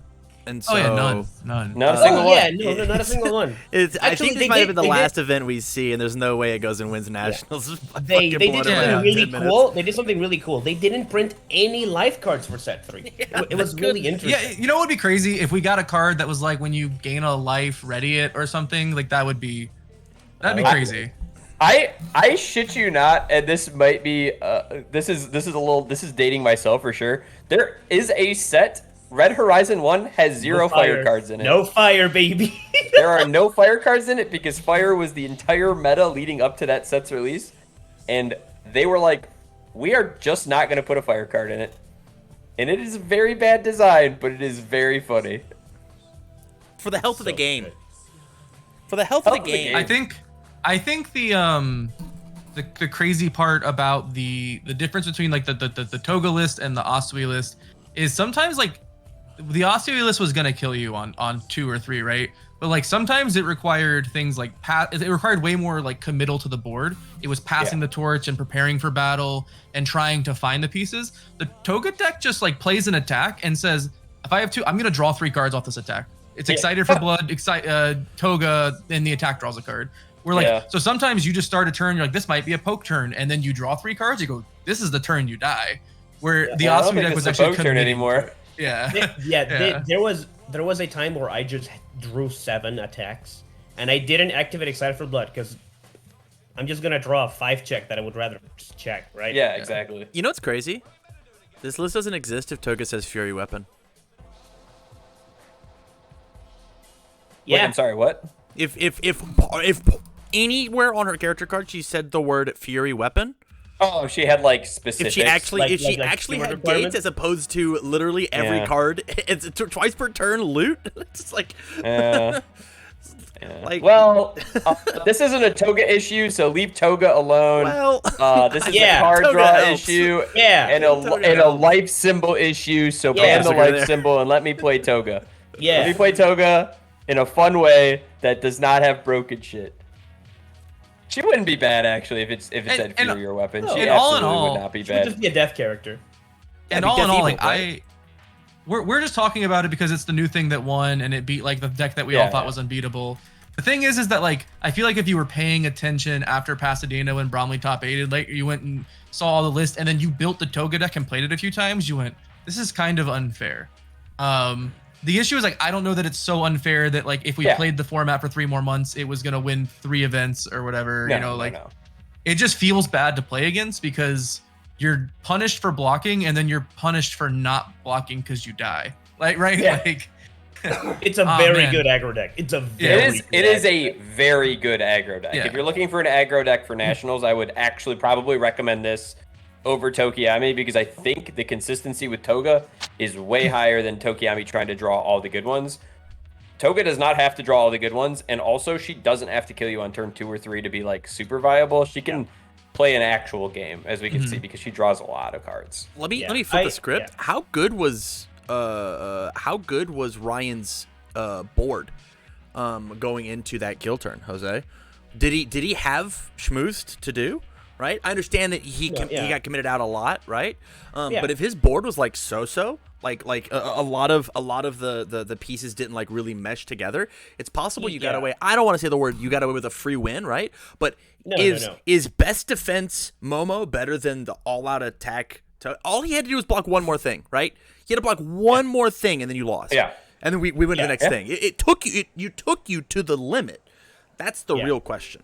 Yeah. So here's the Momo's best board is not often accomplished because the deck is so big, right? Right. The deck is huge. It's massive. It's so big. It's so many cards. Fucking dick. I fucking My love deck it. is 52 cards, right? So the odds that I find what I want to find are higher. Yeah. I find them easier because that's what new training method does. It gets me to press left into someone with styles, and I get to pressure him more consistently. He had a pretty decent board. He had the rescue completed. He had 3 quick creates. He had the cape. He had the precious lessons. He had study group leader. I would say that his board game 2 when I went into him was really good. Okay. Like 2 rescue completed is overkill. You don't need that. He's being greedy for sure. but he There's had the- starving the- kids in he had Africa the- who want a rescue completed. Yeah, he had the triple quick create, right? Like that is Yeah. the big thing. That's fair. That's fair. I don't remember the board state. Obviously, you were deep in the sauce. I was done commentating. Me and Kevin on the fun channel. Yeah. The thing that really helped me get that last attack in is that I actually was able to tax his hand because he was out of cards. He blocked with every card in his hand, and he successfully blocked with every card in his hand. That's the thing. The last he attack took was 4 damage because of it. Yeah, the last attack he was forced to tap one of his last 2 cards, which back in the search to draw 2, into a +3 block that he wasn't able to pass because he had 4 cards in pool, and it was a 2-speed attack, so that's on line 8. Can't do it, right? Yeah. Yeah. Makes sense. Makes sense. Awesome.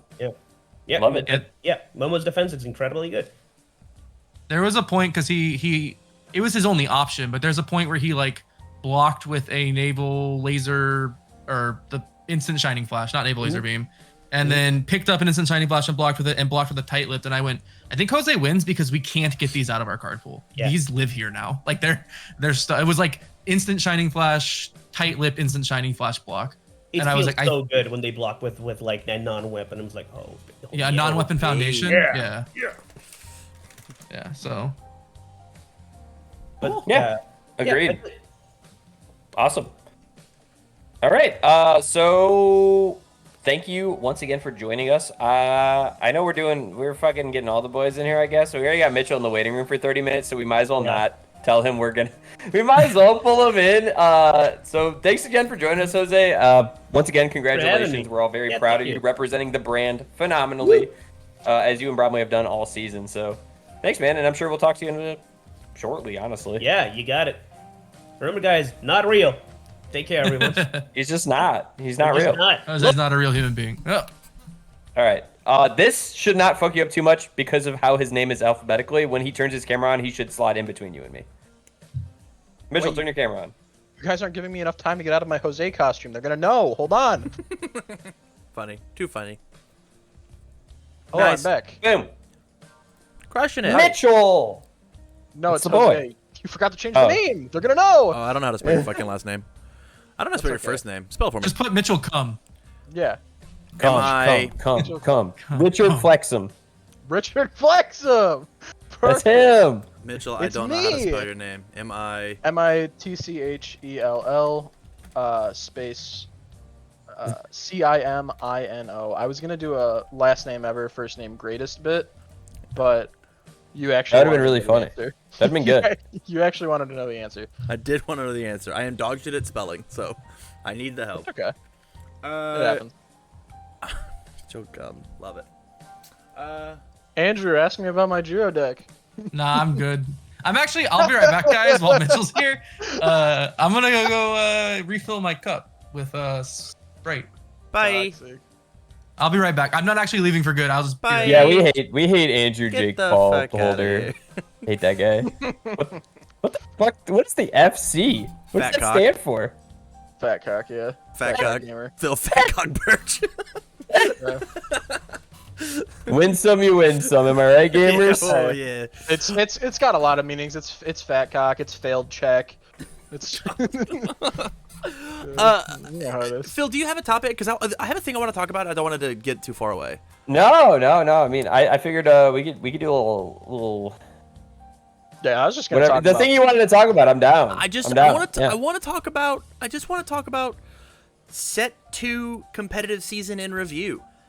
Set 2 started and ended in such vastly different places, and I wanted to ask you guys, without taking Jasco too far out of it, because I think taking them out of it is fine, right? But the things that we did competitively as a community, I want to know what you guys, like, a small grade on. Everybody's blasé on Set 2 in general, but, like, I think that this competitive format was actually, like, really fun.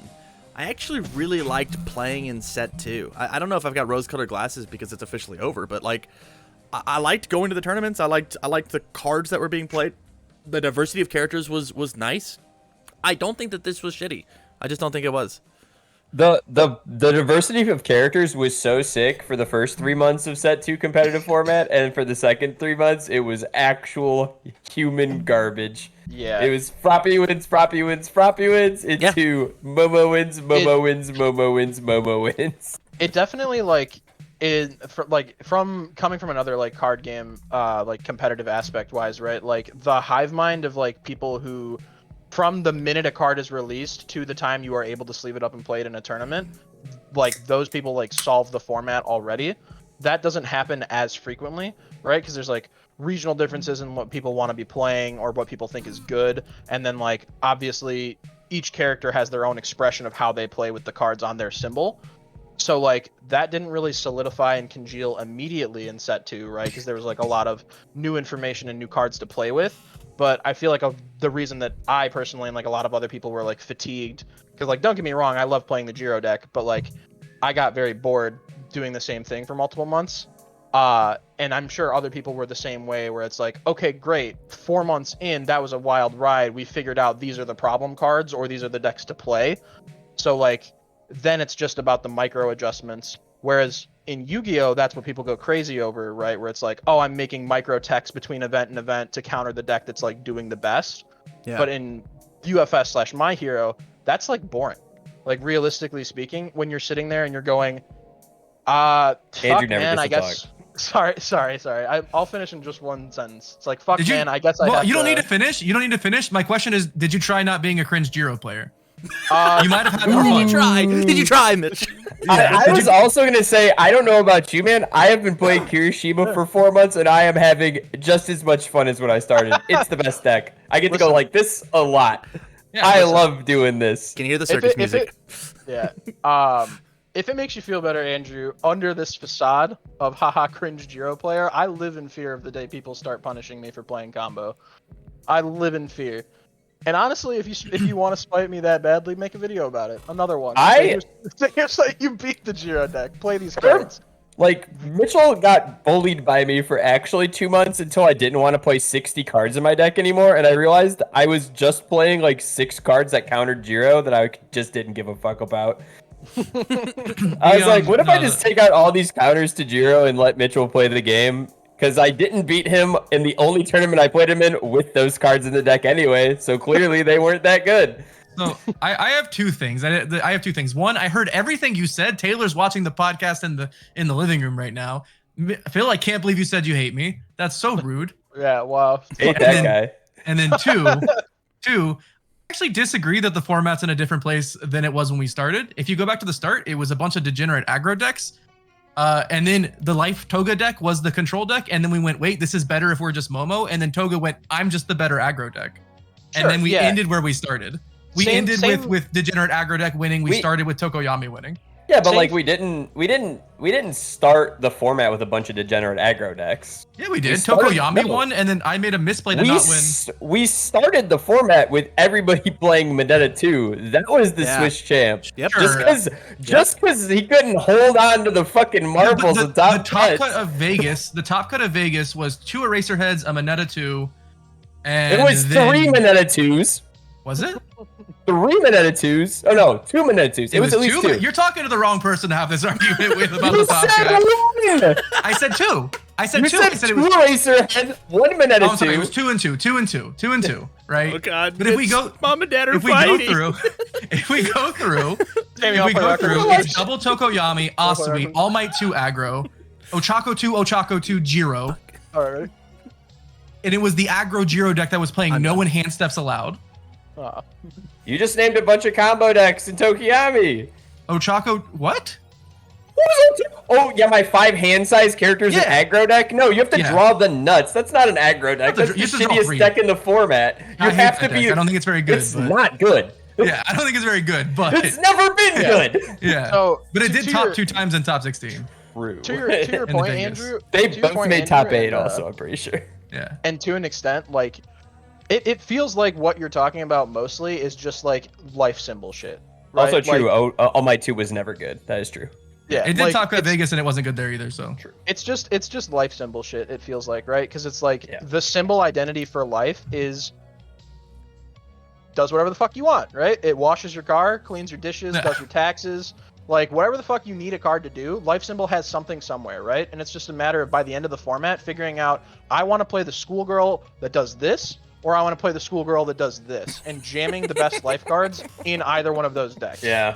That's literally Yeah. what the format boiled down to, and that's cringe. That's lame. That's boring, right? That's Yu-Gi-Oh, right? That's I just want to be that's anime other schoolgirl, card Mitchell. What's wrong with that? There's nothing wrong with being Setsu's anime identity. schoolgirl. Actually, Setsu's identity, it was just back alley haymaker. Oh my Yeah, god, 100%. dude, hold on, Yeah. wait, pause. Someone, we're taking this, we're putting a mark on it, right? We're calling it season 2, Slice of Life. Ooh, I like it. Because it's 2 schoolgirls, one of them's Toga, both life symbols. Also, Froppy was a life deck. Also Frop, Slice of Life. Slice of life.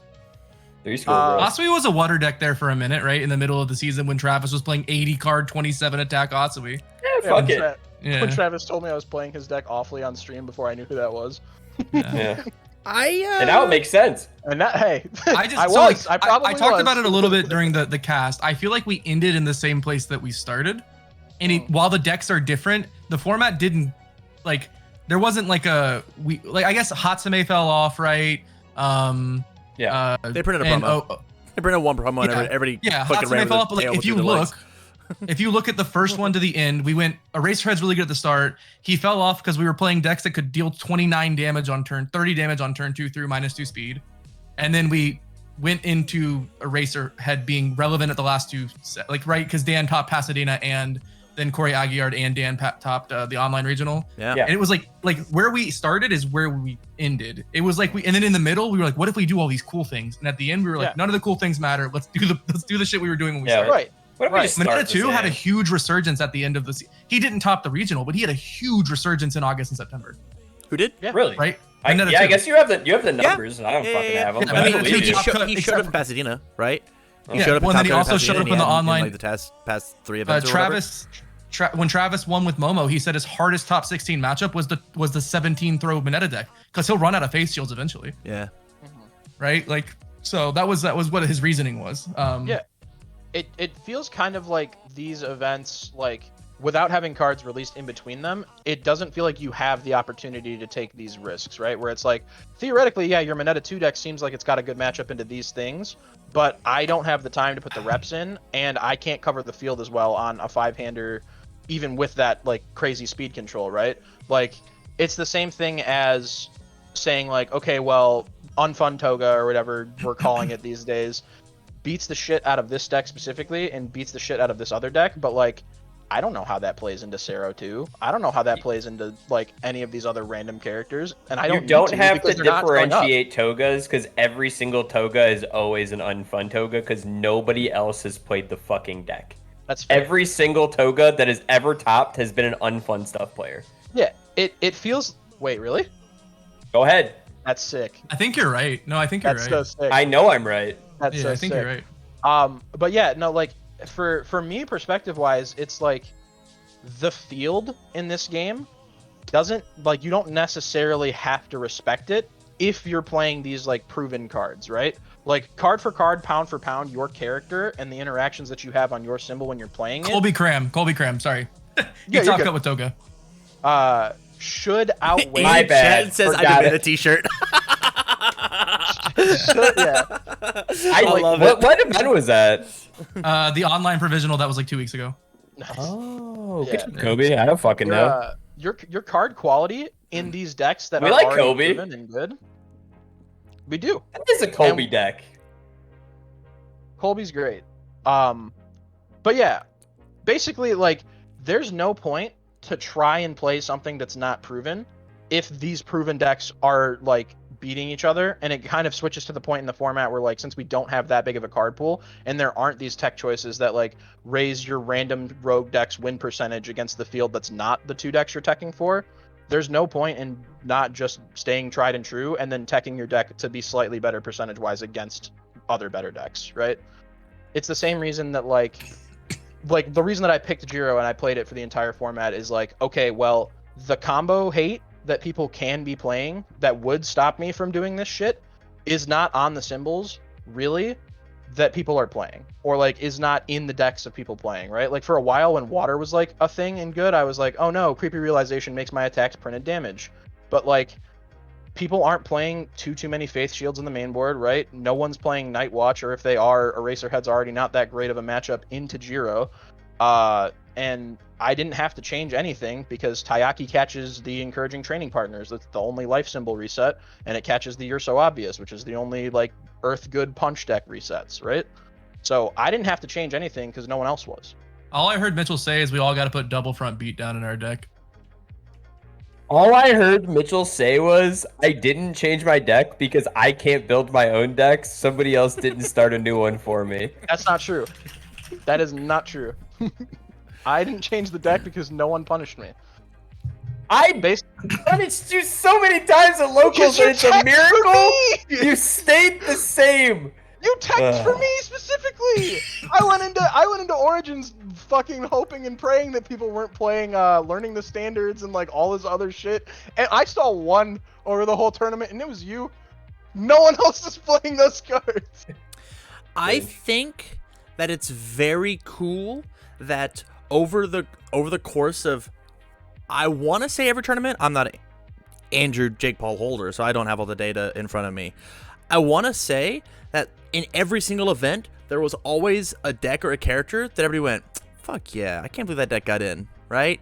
To the point of, like, you know, Todoroki 2 made it sometimes. Ibarra just got in. Denki was playing, and it wasn't just like, hey, it's 45 Momos in our top 16. It's 45 Asuis. Yes, the best deck did go and win, right? But I think it's something to be said about, like, it's cool that even without the diversity rule, we still had diverse top cuts. It was Absolutely. not truly rock paper scissors like formats before thought would happen, right? You take away this rule and there's only going to be one deck in top 8. There's only one deck in top 16, and that's just not the case. Yeah, it's I think- super. Shut the fuck up, Mitchell. It's my turn. I think I was talking about this a little bit earlier with Jeremy Ray, and I was just like, I could play a real deck, or I could do like the crazy thing at Nationals and just try and get top 8, where you could basically play whatever you want, and your record is going to look like some kind of crazy concoction in the middle, where you're just like, yeah, I went 6-1-2. And I lost in like the 3rd round and got a draw in the 2nd round, so I'm playing against fucking Ibarra table 47 for a little bit, and it's like, that's a perfectly valid way to get your ass into a top cut in this game.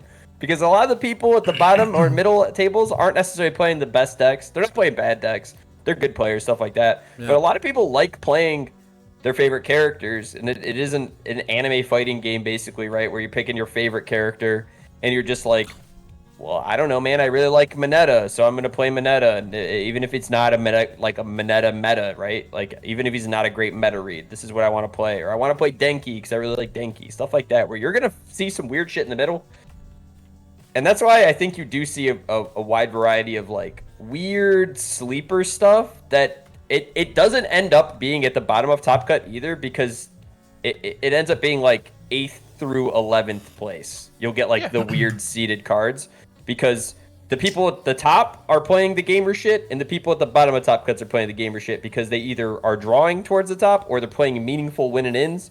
And then some like 8th, 9th, 10th, and 11th seed are like, yeah, I was on a win and in, but I'm playing fucking Stain. I don't know where I got, or I'm playing Snipe. Jacob Masur at Gen Con is a perfect example where he's like on a win and in playing Snipe, and if he won, he probably ends up at like 11th seed, 8th seed, 9th seed, 10th seed, somewhere in there. Because like the people at the top were knocking each other down. Yeah. Do you think that potentially, like, I would imagine by virtue of like every character that you see like close to top cut or like in top 32 or whatever, where you're like, oh shit, I didn't even know one of those entered the tournament. Hell yeah. I bet if you ask that person, you're like, okay, what was your game plan for these matchups, which are like the things that you expect to see winning the tournament? They'd have an answer for you. Do you think that they would have had to cut something like fun or cool that they wanted to run in their deck to have a better chance against those matchups? And do you think that might have contributed to like the burnout and fatigue between set 2 and 3 release? I think people playing their gamer decks and fun shit are just playing whatever the fuck they want. I don't think that there are too many people like playing like say Snipe, that just as an example, because that's like the most recent one that was super cool, that was on the cusp that I can think of. Yeah. Where it's just like, I'm sure Jacob Masur wasn't just playing like 15 tech pieces for Asu. I'm sure he was just like, I've got my Snipe deck. If I play well and I get the good ones and I don't run into my bad matchups, I'm gonna have a great time. Like, Yeah, he beat me this weekend on stream. I got shot in the head. with Snipe? Yeah. You You got lost Russian the roulette, Snipe? dude. I lost the Hell snipe yeah. game 1, and then game 2 and 3 he was Kamui. Round 1 or 2, right? I don't remember. It was round 2. Yeah. I was so- making a joke with. Oh god. No, well, you were saying about like their tech pieces and all that. I think what happens, and Tim Keefe has said something about this before about why he stopped playing Tokoyami. It's because he's like, I'm scared of Momo, and then he kept thinking Momo and Kirishima, and he kept thinking about it, and he goes, am I scared of Momo and Kirishima, or am I scared of Kevin Broberg playing Momo, and am I scared of Phil Birch playing Kirishima too, and am I scared of? And it was like, because I play these, like I play my Tokoyami deck into Joe Schmo, who I've never met before, who I'm sure is a lovely person playing Kirishima too, and I mow them down. Yeah. And then I play against Jeffrey Kahn playing Kirishima too, and I do 6 damage across 18 attacks or something. You know, I'm like, I'm exaggerating, like, you know, so it's That's a good point though. Yeah. you're So I think exaggerating. what It was 3 happens, damage. yeah, I think what happens is like, people will come from their locals where someone plays the Life Momo deck and they go, yeah, I have a good matchup. And then you sit them down across from Travis or Kevin or Ryan Field or someone who's top cutting these events with Momo, and you go, Cameron Cardwell. No, Cameron- no, I'm not giving what Tam a- any credit after the joke he made last night. So Tam gets 0 credit from me for winning the softest webcam provisional of all time. How soft was it? And he's Ooh, it always was- said that. 140 people. Yeah, man. I made my final check. I looked at the camera and said, "Gotcha." Right? Scoreboard, bitch. Fucking 1-1. Scoreboard. It's cool. You're getting a Champ All Might that you can't sell, and I sold my Frigid for $5,400. Putting it on my and fucking gotta- studio. Putting it on the set. I ain't telling shit. Yeah. Damn. So anyway, he actually just said wallet check there. Hey, you know what? Scoreboard, yeah. It happens. It happens. I sold that Frigid for more than Tam's made on YouTube and Twitch this year, so it's cool. Like, You're totally right. Totally right. Hey, everybody, use code Tam Cardwell at checkout for unfunstuff.com if you could. Just a quick one. Set 3's coming out. Yo, chase those chrome rares. Code Tam Cardwell. Oh my god! I love you, Tam. I'm just I kidding. love you too, man. It's funny. It's funny as fuck. Oh no. Kevin, I also would have won a tournament with less than 200 people. That's why it's funny that I lost, so I can make these jokes. Holy fuck. That was crazy. That was so funny. God But damn. anyway, so the thought process I think is like, you're at your locals, you're playing against your friend who plays Momo, and you're like, yeah, my snipe deck has a really good Momo matchup. And then you sit down in round 5 when you're 4-0 or 3-0-1, and Kevin Broberg sits down across from you, and you lose in an embarrassing 2-0 where you do no damage the whole game, except for when you luckily burned the top of their deck that they gained back with Rising Starlet. And you're just like, oh, I guess I don't have a good Momo matchup, right? Like, Yeah, 100%. I mean, this entire season, like a lot of it has been absolutely dominated by celebrities in our community, right? I mean, Kevin went rampant. Jacob Johnson went rampant. Travis played old school, right? Like it was really, really hard for the new heads to get in, right? Jose. Jose came in and slaughtered people. It was like Corey Aguilar's an old head. It was a lot of old school people coming in and be like, oh yeah, we know how to play this game, which is rad, which is super, super cool. With that said, I think a lot of new blood is doing some crazy stuff, right? In the provisional that I won, the world's softest provisional, second place was a fucking guy that got demoed at Gen Con. I might have demoed that person. You And might have he demoed that came in, it was person, making true. me sweat. It He was used my so list to use awesome. Andrew's video. High Yeah, five, Andrew. that's I the think we're coolest part, below. yeah. I think Yeah. I'm below you. Hold on, wait. There. yeah, something like that. But that's a good point. Bringing up the guy who demoed Gen Con, he's a very good player to have top forward Rochester and got second in provisional back to back. Yeah. But then his losses were to Tam Cardwell and I think Scott DeJarnette, which I think Scott's been playing for a while, if I'm not mistaken, right? Yeah.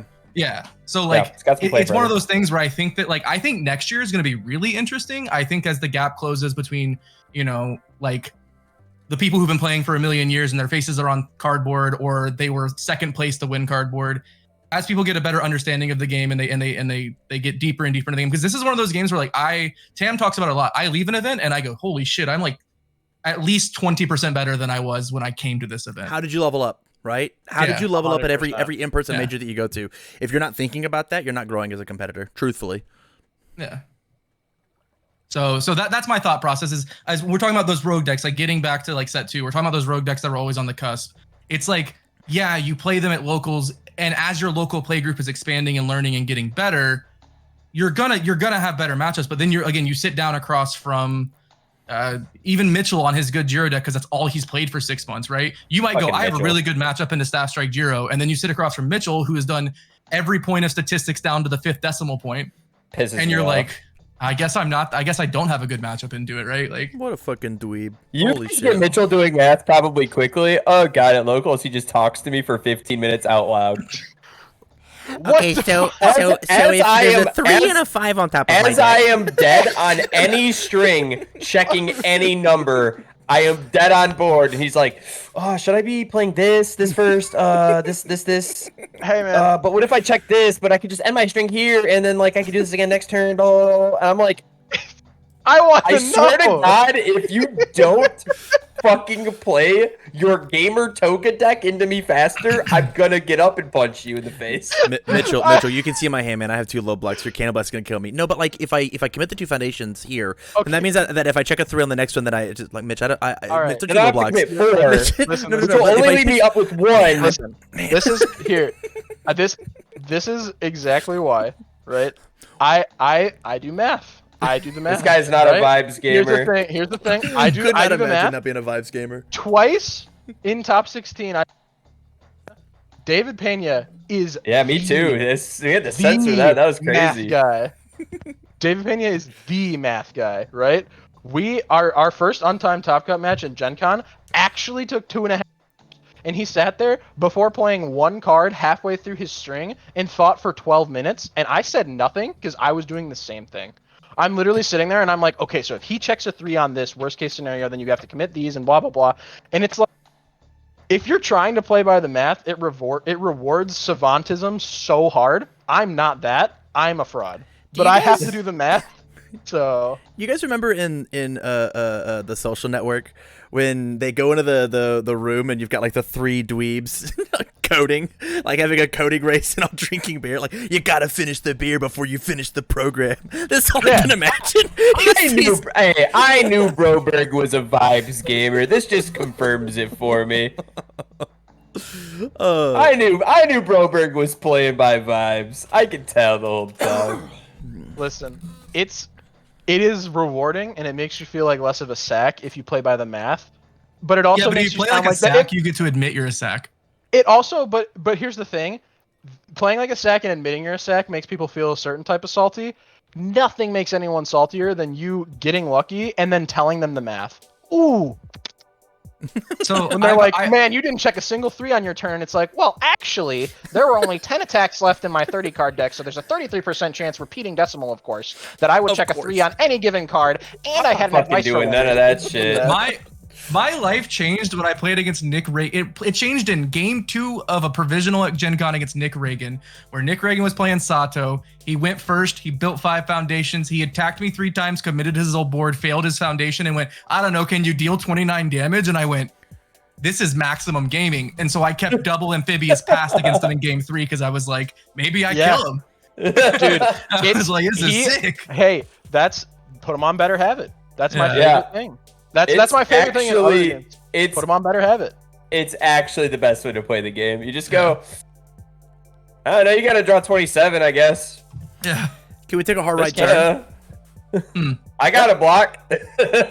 Our hard right turn You is gotta now do 27 through this one block I could probably pass. into Depressionville. We've been talking about it the entire season. Can we talk about Jasko's involvement with all of set 2 and the competitive play of set 2 as like a cute little button up as we lead into set 3, as they have sacrificed themselves and they're going to fix every problem known to man. Yeah. How did That's what Jasko do they said. competitively for set 2? Imagine if you didn't have to wait 6 months to get your trophy. Oh, You know when Jose got his trophy? Days before he won his next trophy. you just reminded me. I made the joke to Phil. I was like, I need to do well at this event so that I can ask Jasko on the podcast for my mat from Toronto. Can I please? So Phil, how do you feel about Jasko's the way they interacted with this competitive scene? Tell them about the Origins Top Cut where we played the incorrect Top Cut, and or the provisional where we played the incorrect Top Cut, or the provisional where we had the incorrect pairings after the Or event. the regional where we played the incorrect top cut Yeah. or we were going to in Orlando. Yeah. So My only experience with it is being told, like, when I was going to bed for a provisional, it's like, hey, you're going to be playing against a Tokiyami tomorrow. It's going to be sick. You know your opponent. I'm like, all right. And I wake up and not the case. Like, I'm like, that's not what I thought I was gonna play. Yeah, oddly enough, that looks like a frog. I would like for first and foremost them to keep one person for organized play for more than 2 months at a time. That would be so sick. I don't know, man. I can't give them a good grade for this season of events. I don't think it went very well. A lot of people are still waiting on their prize support for multiple events. I just cannot give them a good grade. I'd have to give them like a D or an F, honestly. Like have the events been fun? Yeah, I had fun. I had a lot of fun playing in them. But like from a perspective of rules being changed without anybody knowing, rulings being bad judging, TOs not being necessarily that great, prize support not being at the events. Like it's like an F for me, man. I think it's awful. I'm in the think same they can boat. do better. I think they're gonna try and do better, but like Yeah. this was a mess. It is. I mean, it's stumble after stumble after stumble, and we've talked about it a million times, right? Like we don't have to get into crazy details here, but like I did have to talk about it because somebody new was going to jump into the game on this podcast if and when this ever goes up to YouTube, and we're going to talk about set 2 in review, and we have to talk about the fact that like Jasko sucked for set 2. Jasko competitive for the like organized play was rough, man. Rough. There were some highlights, but like they weren't anything, right? The win-a cards or play for a cards at Gen Con were rad. We should have known what those cards were beforehand, right? That could have. They also looked so bad. They did. Knowing that Excited for Blood was one of those cards could have changed my mind to go and buy a ticket to Gen Con, Sure. right? Why didn't we know? Why didn't we know? It's just rough. Andrew, what were you thinking? I was gonna say it's not getting better either. We still don't know how much Nats cost. I'm gonna be in Dallas on November 11th, or from November 11th through like November 14th, and I don't know anything about why I'm there. I just know that I'm going. Jasko told me to be there, and I'm assuming when I'm there they have a plan, but we don't know it, right? Nickelback concert? We don't. Yeah. Like I was joking. I said the Dallas market's across the street. I guess we can go day drink at the Dallas market and buy Air Force Ones or something, right? Like it's like it's Squid Games too. They just haven't told us yet. And it's absurd. We don't know Nats pricing. We don't know how much it costs to sign up for Nats. We don't know if there are packages for Nats. I have free Nats entry. I don't know what that covers. I'm a player who should know when I won that free Nats entry in a round 1 buy. I should know what that means. Hey, you won $50 entry and I know what the buy means, right? But like I should have known in June what it was going to cost to sign up for Nats. I should have the incorrect top cuts, the tournament organizers not understanding how to hit refresh placings, which I thought people knew. I work at LGS. I run locals and I knew to do that. Right? Like the changing the rule book and we haven't even talked about that. We talked with Jose. They changed the tournament floor rules and didn't tell anyone. The fact that the company had to make a statement that said that got pushed out, we don't know how. I'm trying to figure it out. We don't know how. I'm trying to figure it out. Like the definition of season 2. Yeah. Like, honestly, it must be like so frustrating for you, like LGS wise, right? Because like for me, I like had played UFS on and off because by virtue of like living near Phil or whatever and having like time here and there. I was like never good at that game, right? But like this came out and I, like a bunch of other new adjacent players were like, I really like My Hero, right? I want to play this card game.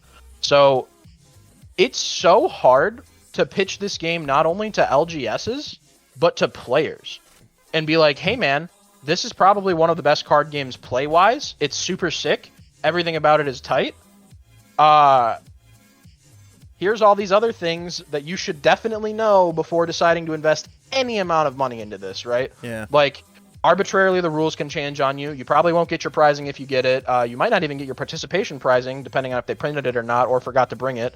Like, I don't know, man. But also, hey, come play, right? Like, how are you supposed to grow the scene when these problems are facing you immediately as you enter? Community sick. You want to hang out with me? Yeah. I have a quick aside. When I'm talking about Jasko, I want to make, because I've started saying this because I know that Tim and Church and J Ray are very involved with the content scene. They watch a lot of content. They consume a lot of it. I think design's doing fine. I know we talked about problem cards and blah blah blah. I know that like some people aren't happy with some of the cards in the news, but I'm not upset with the state of the game. I think the people who are behind design, Shane and Tim and Church and J Ray and like all these people I know that are involved in the design, I think they're doing great, and I love interacting with them, and I think it's awesome, and I think they're doing a very good job, and I think everything else the ball has been dropped in every other place. So yeah, grade wise, set 2 in review, design team. Yeah, Like Everyone a B else? or B plus. That too sucks. Does your design Yeah, gets a C also, man? Yeah, design's Like a also B a for C. me. Oh, I mean like set 2 specifically, yeah. It's a but B like the for game in back general. alley haymaker. Yeah, B for back alley haymaker. I mean, Tim Keefe on Discord the other day, he went through and he was, because someone said like, I think Tim, you said like, oh, what did 20% of set 2C play? And Tim went through and he was like, it was closer to like 70% of the cards were in decks that were relevant to the meta. Yeah. It was like 60 something percent. He was like, okay, it's like 73, but you could probably take these ones out. So it's probably closer to like 67, 68. Right. And like, I think that's a pretty good spot to be. Now, granted, part of that is small card pool. Right. And I have no experience. Like when you guys are talking about old cards or whatever, it means nothing to me. I know what the cards in my hero do. So to me, design's like a B, right? Because I only know against set 1 and set 2.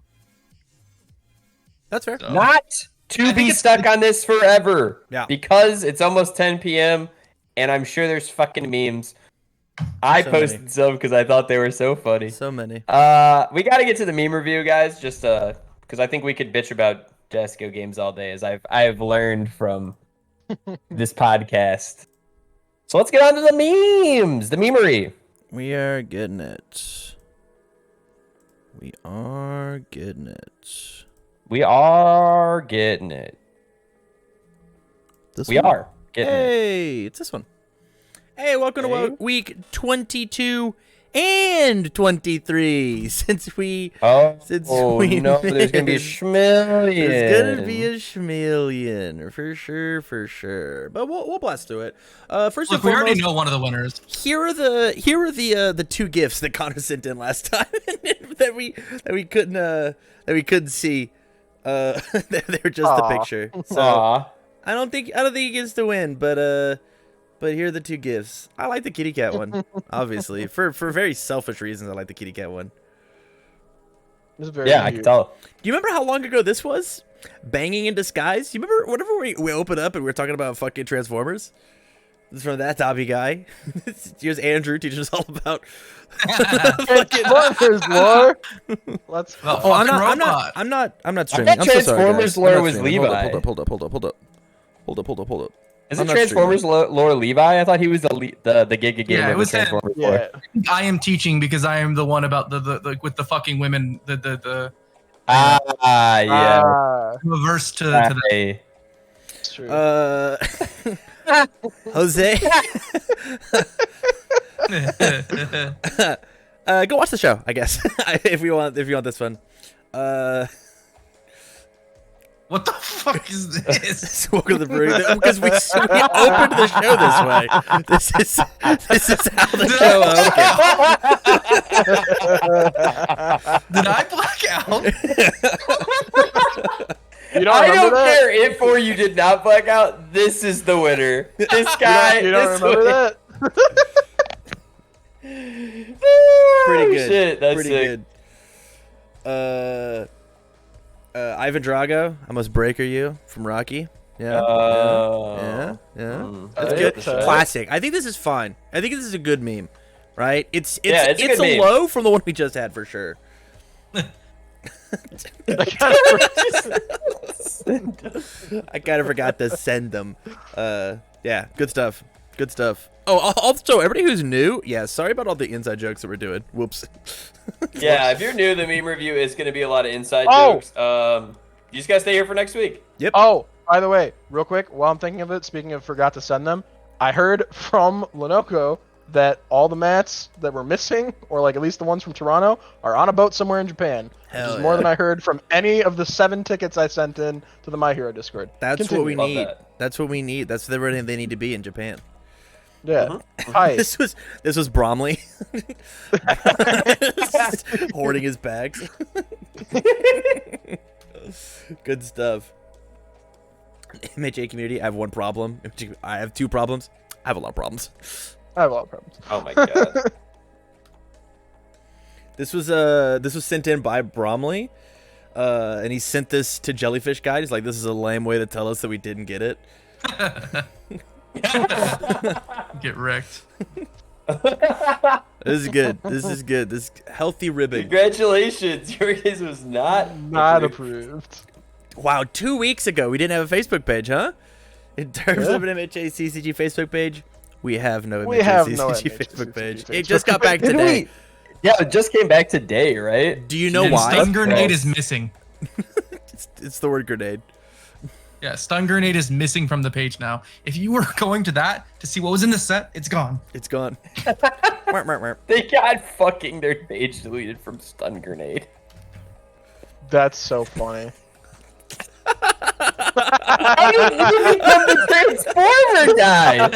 I've learned one thing I have learned about this podcast is somehow if it involves fucking anything inanimate or non-human female, I'm the one fucking it. So Hell yeah, dude. You know why? Optimus Prime! You know Because why? you can't fuck women. Twitch Yeah. chat sucks. Twitch chat is fucking it's awful. We hate Twitch chat. Oh, God bless. How it started. I love this one. I can't wait to see whatever regional happens in season 3. And I'm gonna make. Actually, you know what would be crazy if Winning Nats got you like a character designed after you. That maybe Chaska like let you hand out and add him for redemption. That'd be so cool. And like also imagine teams nationals or teams worlds, and then hear me out, Sam Lamau. If you win, you and your best card game friends get your own card, like maybe an asset or foundation. Kind of memorializes your accomplishments as a group. Main Wow, Discord, no huh, way. Andrew? Put this one in the main I said Discord. that in the Discord, and then that's the message that made Sam go, I think you've been hanging out with Phil too much. I love these funny. memes, man. Fucking funny. Oh. Momo doesn't need to be nerfed because she requires skill and she debuilds herself. Kirishima needs to be nerfed because he always has the right block zone and builds on my turn. love the duality of Kevin. Yeah, the usage of Kevin face. I will stuff. say that's my favorite Two Matt thumbs Kevin's way ever up. had. Kevin have it riding in a car of Kevin with a Kevin behind him staring down Kevin's face. Sick Matt. Actually a sick Matt. Intimidating. Really tight. TL Redman, new to it, classic Facebook memer. Jump into the meme review. Ooh. We've got Asui Oh, Momo 1 okay. and then Asui 2 and Momo 2. This is the spider suplex guy. Yeah. This is good. I like this is a deep cut from My It really Name is is. Earl. Yeah. You remember being awake at 2 a.m. in like 2006? I remember when Watching CW. when Yeah. people were up in arms about how good My Name is Earl was when it came out. Midge. The old lore. Damn. Yeah. It That's was actually pretty good when Damn. it came out. Yeah, it was season 1 was fun. Or like a sitcom. Yeah. Yeah.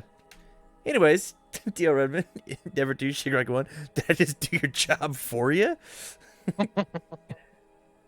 Another good one. love the Always Sunny memes. When your friend tells you they're considering dropping universes to go back to Yu-Gi-Oh, you haven't thought. Out of the smell, you Thought of the smell, bitch! you bitch. You haven't thought of the smell. Good shit. Good shit. I love That's this a one. good This one's one. funny as That's fuck. so I like good. that. I like that one a lot. I like that one a lot. That is so good. Andrew and Phil, when they see a deck size above I can go 51. lower. I go can lower. go lower. Yeah, I could. I go could. lower. I could easily register like a 44 card deck. Yeah. I was I'd alone. hit you. Hey, listen, I'd hit you with a 46 card Hey Hatsume? Hatsume if you Yeah. want. Yeah, I'll do it. I'm in there. I'm into it. I'm hot to trot. Mayonnaise, when Jazz goes late on sending redemption, we probably never sends it back ever.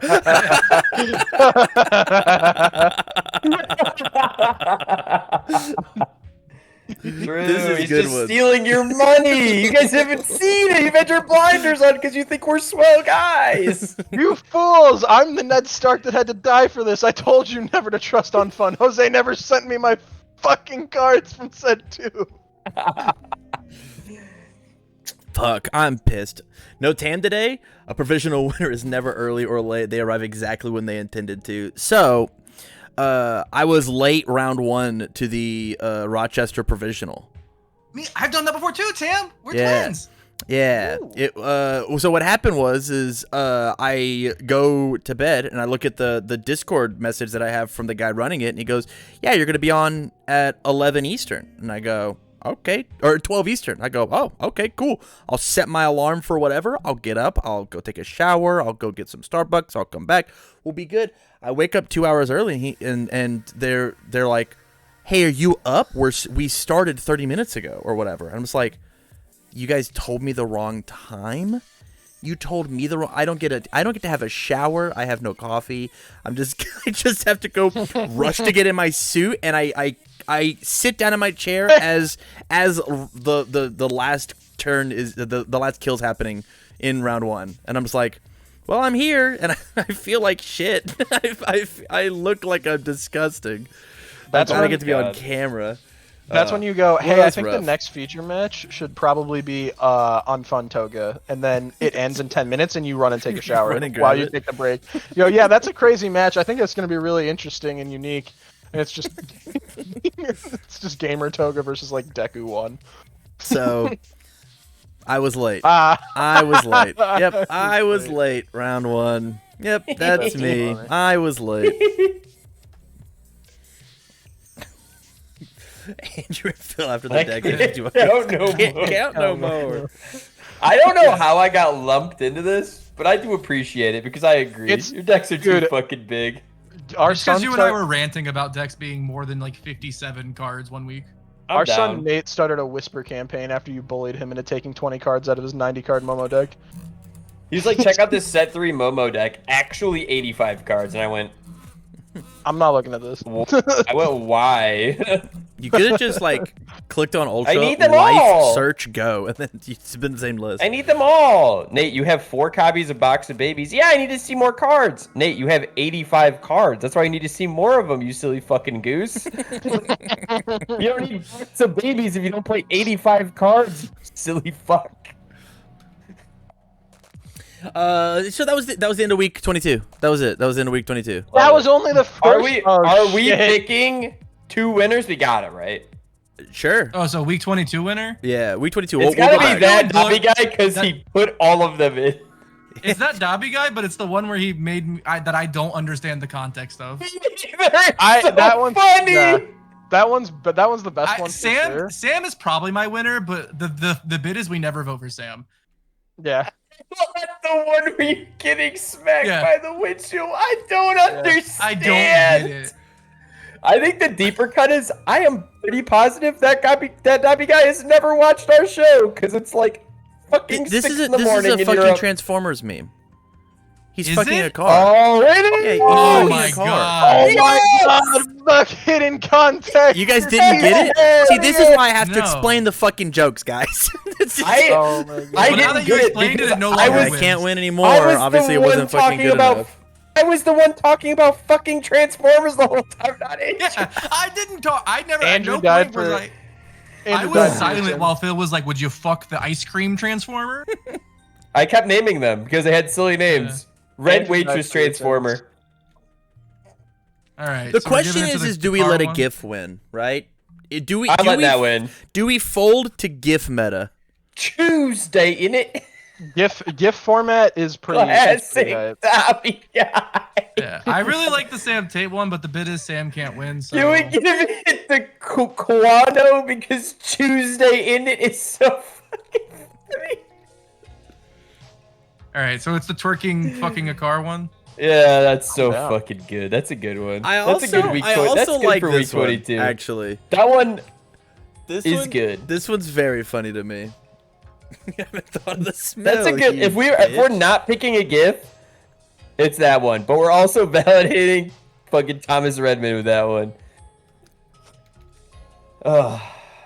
I'm actually, Right. I'm. The question is how badly do we want people to try harder on their memes, right? Because this is Yeah. effort. This is rewarding effort, is what it is. Yeah, it Sure. is. I'm voting for that one. All right, there it is. That Dobby This guy is wins. a good meme, top to bottom. Yeah, Yeah. This is a bar. That Dobby guy set a bar and a principle for the rest of you. love it. Yeah. Try harder. We love True. your funny memes, though. That Do one not was stop them. funnier when I didn't know the context. It's still funny now that I know the context. So, Yeah. How 23. does Taylor feel about you fucking Transformers? she just said maybe we don't buy a new car in the chat. So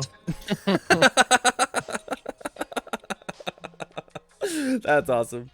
Somebody send that. Somebody send that in for next Yeah. week. No meme review because the boys are sick. Frowny face. You have another week to procrastinate making memes. Smiley face. Good shit. That's funny. Good start. Good start. Yeah. I'm gonna pay you 1 momentum to fuck off. I love this. This is so funny. If this card was card was even playable. remotely meta relevant, I Yeah. think it'd be even funnier. But Really Void starting out Mount strong. Lady.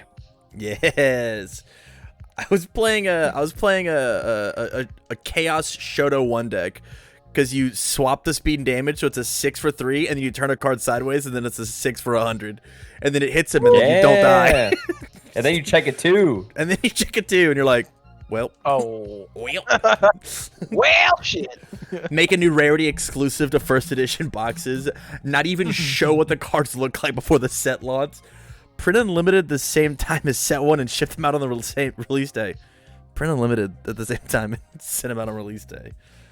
Yeah. I think they do that normally, by the way, guys. I don't think that there is two different. I think they have everything printed at the same time. This isn't They do, like, but this time they're telling stores that you're not getting all first edition when you were told you were getting all first that's edition. because they printed an exclusive card in their first dead boxes, making unlimited worthless. Yeah. Yeah.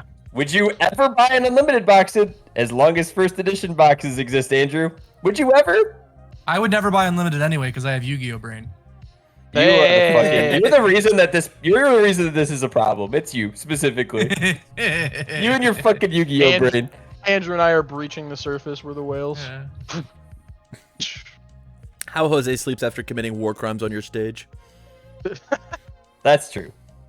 Yeah, that's true. Yeah, that's it. But Phil, that's shady as shit. Technically, they didn't do the distribution thing and didn't tell people. Asmodee didn't. They printed both those things, and one of them being an inferior product. That is true. One of their things they did print is awful. But the distribution thing is Asmodee, not them. I wish Levi was still here because I don't understand the context. That Dobby guy put in. That a lovable racerhead loving Who is man. Who is this guy? I think it's just this is at Comic-Con for sure. Yeah, This yeah. is probably just like a picture that Levi had at Comic-Con. I wish I knew what he was cosplaying. It's me. He's cosplaying as me. You really? Mhm. Correct. Asmodee Yep. was You can't- supposed to Oh, tell you. You don't see the not resemblance? Jesco. I Oh, see it, sorry, I see it. sorry. How about now? Oh my god, it's uncanny. Do I have to Holy clear, shit. I will clear this up, I guess, the best I can from what I have heard from actual people who work at Jesco Games, so take it how you will. Jesco Games didn't tell Asmodee to split your shit 60-40. Asmodee decided to split the shit 60-40. Huh. So, take that how you will. You all got all the stores that have to deal with Asmodee got a lovely email about it. So enjoy that. Jacob Monsieur, who is in the chat, is a store owner. He can confirm this. Big shout out. That to is Spinal one Organic. thing you should not be mad about Jasco about. You should be mad about the fact that Unlimited is a Asmodee's shitty product, not the fact that the distribution is bad. Asmodee bad, not Jesco. Huh. Well, Asmodee is yeah. I mean, yeah. We're, Oh, I we're get watching. it. We're This watching is very Momo. funny. No, this is a good one. Yeah, this is Nathan putting more cards into his deck. Yeah, Yeah. He's 100%. carbo This loading is- her. This is Nathan DeWalt inflation. This is It says crazy. set 4 also, which it's not like quite a carbo loading meme, but it is Oh, kind does of it say set right. 4? It It, says it set three. switches down to Oh, set yeah, 3 set before four. set 4. This I is did not see the set making 4. more and more cards. This is really Yeah. good. For some This reason, is- this is a PowerPoint presentation rather than a GIF for me, so I did not see the set 4. Yeah, this one's got a lot going into it. It is very topical though, because Nate does just put fucking more cards into his deck. Me making a deck, knowing that Mike Hardiman and Dan Austin will be at the store provisional, start making it, had a breakdown. Bon appetit. Those are like the good UK players typically. Yeah. Yeah, that's the context because no context, one's gonna yeah. get that, but that is the context. And that Dobby guy's from the UK. What? Hey. All right. Reasons I we loved love this. Aoyama. This was 1, so funny to stylish. me. 2, Glock tugged. 3, big t-shirts. 4, Billie Eilish. It's like that TikTok song, guys. Oh, I don't know the TikTok song. Sing it for me. No, it's just no. I'm good. No. No, play but it so Google it. play it so the stream shuts Yeah, off. play it. Play play it so it. the stream shuts off. We're not on YouTube. This one's a good one though. I didn't have context. I like it without context still. Love it. It's just a TikTok song. It's like a TikTok trend. Love it. Oh, Big fan. tight. I love We this one. have been telling you guys the entire time that Jake Paul is involved in the community. And you guys didn't even believe us, even though he's in the picture Yeah. with them and the guy that does Magic the Gathering things. This is cool though, right? They went and they talked to the professor. God. Isn't that neat? Yeah, with Jake It's so Paul. cool that Jake Paul was there dressed up like for a boxing. It's so cool. Fuckers. Yeah. I mean, that's just what he looks like every day. That's his style. I don't know what It's you mean. every day, bro. Do you think they recorded a video or just talked to him? Bro. I think Jake Paul did a lot of talking. Yeah, Jake We'll Paul move loves to hear the sound of his own voice. no, Jake Paul.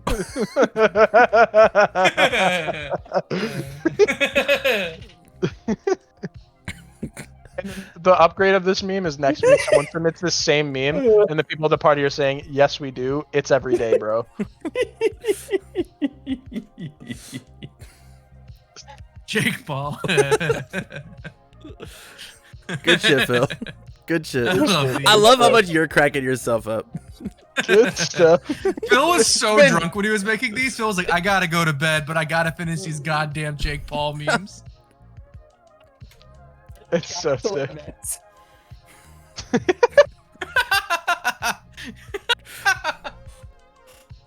I love the Jake Paul memes. Oh, Jesus Christ. Wow. Every That's- I'm day, changing bro. the Discord name to Jake Paul.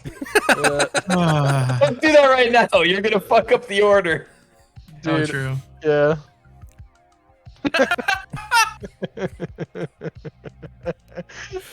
It doesn't end. God damn, I love Meme Generator. I Hell whipped yeah. all 4 of those out in about 3 minutes. Let's fucking go. It just keeps going. I hope there's another. Oh, I'm Oh, out. God damn, that was sick. I loved that.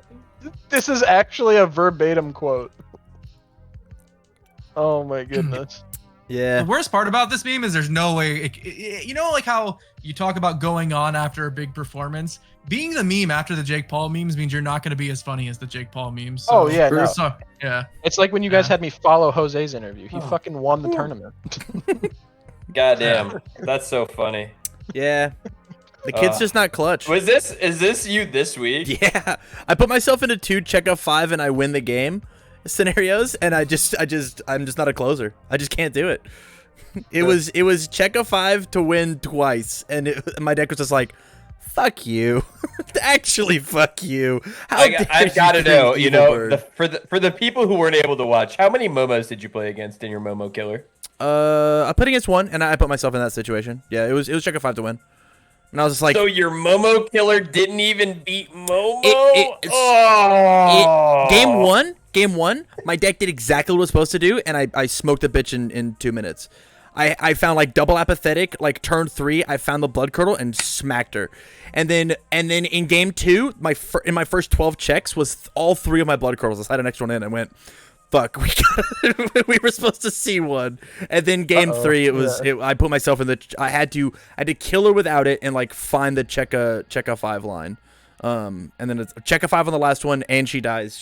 Her hands are down. There's nothing she can do. Obviously, we checked the 3. Obviously, Yeah, course. naturally. yeah. Naturally. And then it happened again versus Jiro, because of course it did. It's 2 Can rounds in a actually row. pinpoint the second where his heart rips him. Yeah. Oh man. I check a 5 and I survive the turn, and the 3's on top. Just like, oh, neat, cool, sick. Actually sick. Yeah. How It cool. always All this build feels, up for the.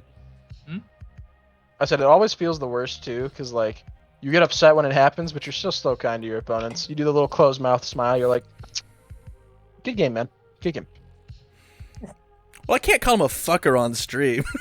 Yeah. Yeah, you can. you gotta wait till you're on the unfun stream. Hey, you piece of shit, you lucky sack. I can't You believe that I fucking didn't. asshole. My deck didn't check well for me. Fuck you. That's just bad deck design. True. Hey, And you cut out some of those cringe orange cards. I can teach you about the math if you want. I love this that we turned around instantly. It's so good because it's true also. Oh, dude. Also verbatim quote. Yeah. Actually true. Welcome to Unfun Stuff for 5 checks that don't exist. Carta Magica, welcome to Top Cuts where the rules are subjective and disconnects don't matter. I will say that I guess part of the appeal of playing Kirishima 2 as an Unfun Stuff player is I know that I'm going to check 3s, so it's probably just better if I can turn them back into ready foundations. Whoops, Yeah. let me put that one back ready. Draw fresh. Yeah, oh, man, a 3? Yeah, that really shucks. That really sucks. All right, I guess I'll blow this one up and blow this one up for Hard and Chop. All right, 2 more ready ones. I'm paying for cards. If he Guess. just submits it every week, it's gonna be true every time. You know, Right? it's just like every time. It's never not been applicable. You're Which getting a lot is of the mileage worst out part. of it. Yeah.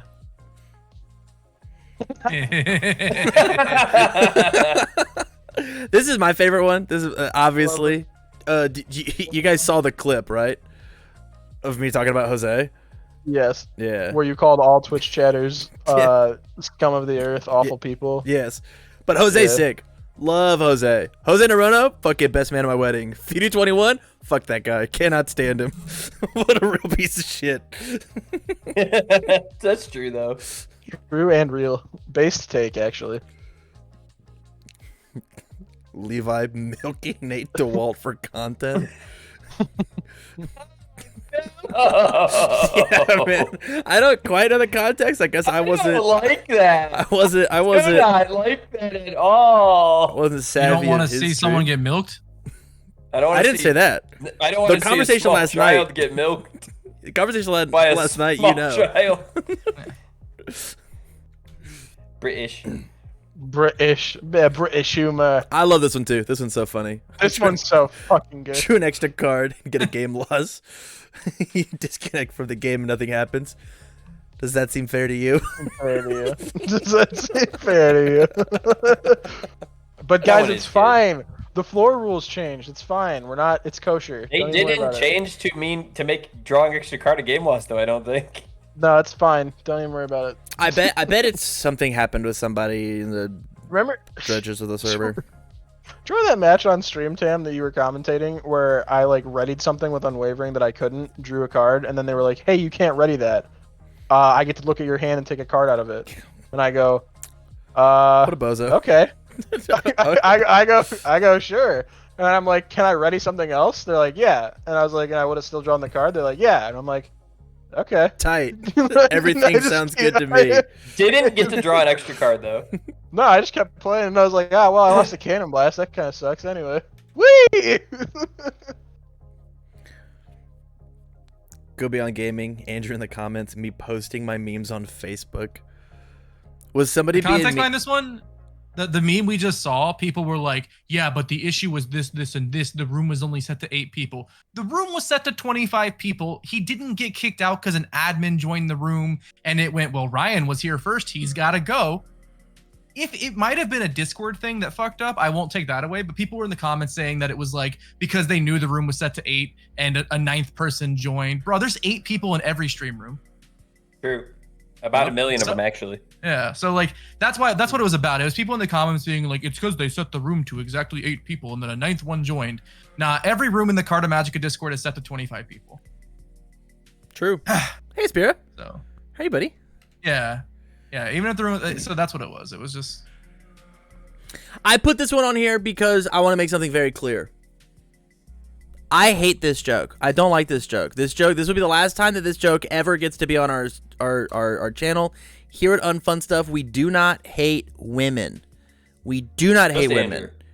We hate fucking women.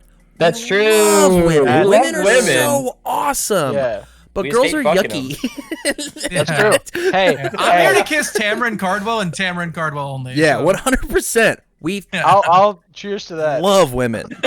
Love women. Could not stand fucking Hey, them. If you're a Not woman, you are here. We want you here. Yeah. Welcome. Welcome. Yeah, hell yeah. Stay away though. Not fucking women. Yuck. Down for that. Hey. And then now you guys fixed it, I guess. So this is the last time. No, if you say the words "hate women" on your meme post, it will not go in the show. That's it. It's over. That's true. Boom. There it is. A woman. It was just a really buff woman.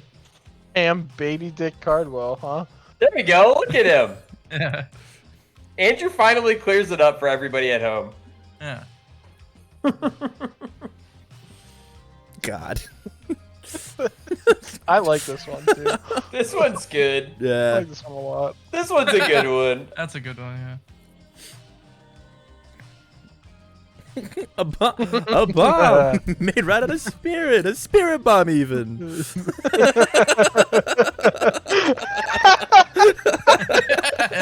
All right.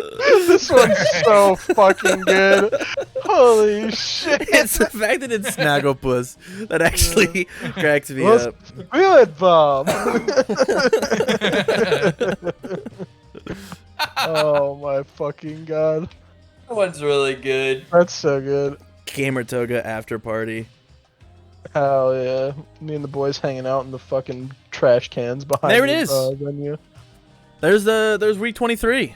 Oh. Thoughts? Who won? My week 23 vote is the fucking Snagglepuss Spirit Yeah, Bomb. Spirit Bomb is my winner. Snagglepuss Spirit Dan Bomb. Tate might have finally done I it. know that we don't vote for Um, Simpton on principle alone, but I was giving it to him for the ones at the beginning, but he really nailed it home at the end. Yeah, you earned this one. You can hold that one, homie. Hell yeah. You got it. We I need love to it. make sure he gets tagged in the Hall of Memers so he knows. No. That's okay. A spirit Bob. bomb, even. All right. 2.5 Oh. hours. Oh, Okay. that was the longest fucking stream of all time. It's alright. We had to make up for it. We missed a week. That's true. true. That's true. All right. Yeah. So anyway, guys, that is our unfun stuff event. We can't raid people because it's That not function allowed. doesn't exist anymore. That Smile. function doesn't exist for Tamer and Cardwell on Unfun Stuff's channel. But yeah, thanks for tuning in, guys. We'll be back next week, same bad time, same bad channel. I get Andrew for the weekend, so fuck you guys. Hell yeah. You guys gonna make content yeah. up there? No. No, You're not Andrew's gonna, just you're not gonna- gonna live stream your super showness? I've got No. I've got a couple things for Andrew when he comes. I've got these Kingdom Hearts cards I promised him, and I've got Hell yeah. this common Jiro that he's gonna sign and then rip in half, so I can keep it with me. Keep it close to my hate heart. I that. asked him character. about that earlier, and I went, "Does he just do that?" And he went, "No, he just hates Jiro." And I went, "Huh." Yeah, no, I told Mitchell like directly that if he ever wakes up one day and there's an unannounced post on the main Facebook that says Kyoka Jiro 1 from the original My Hero Academia collectible card game set has been banned, he knows I got too far into the company. Yeah, Andrew has too much power. So. All right, guys, that's it for us. Goodbye.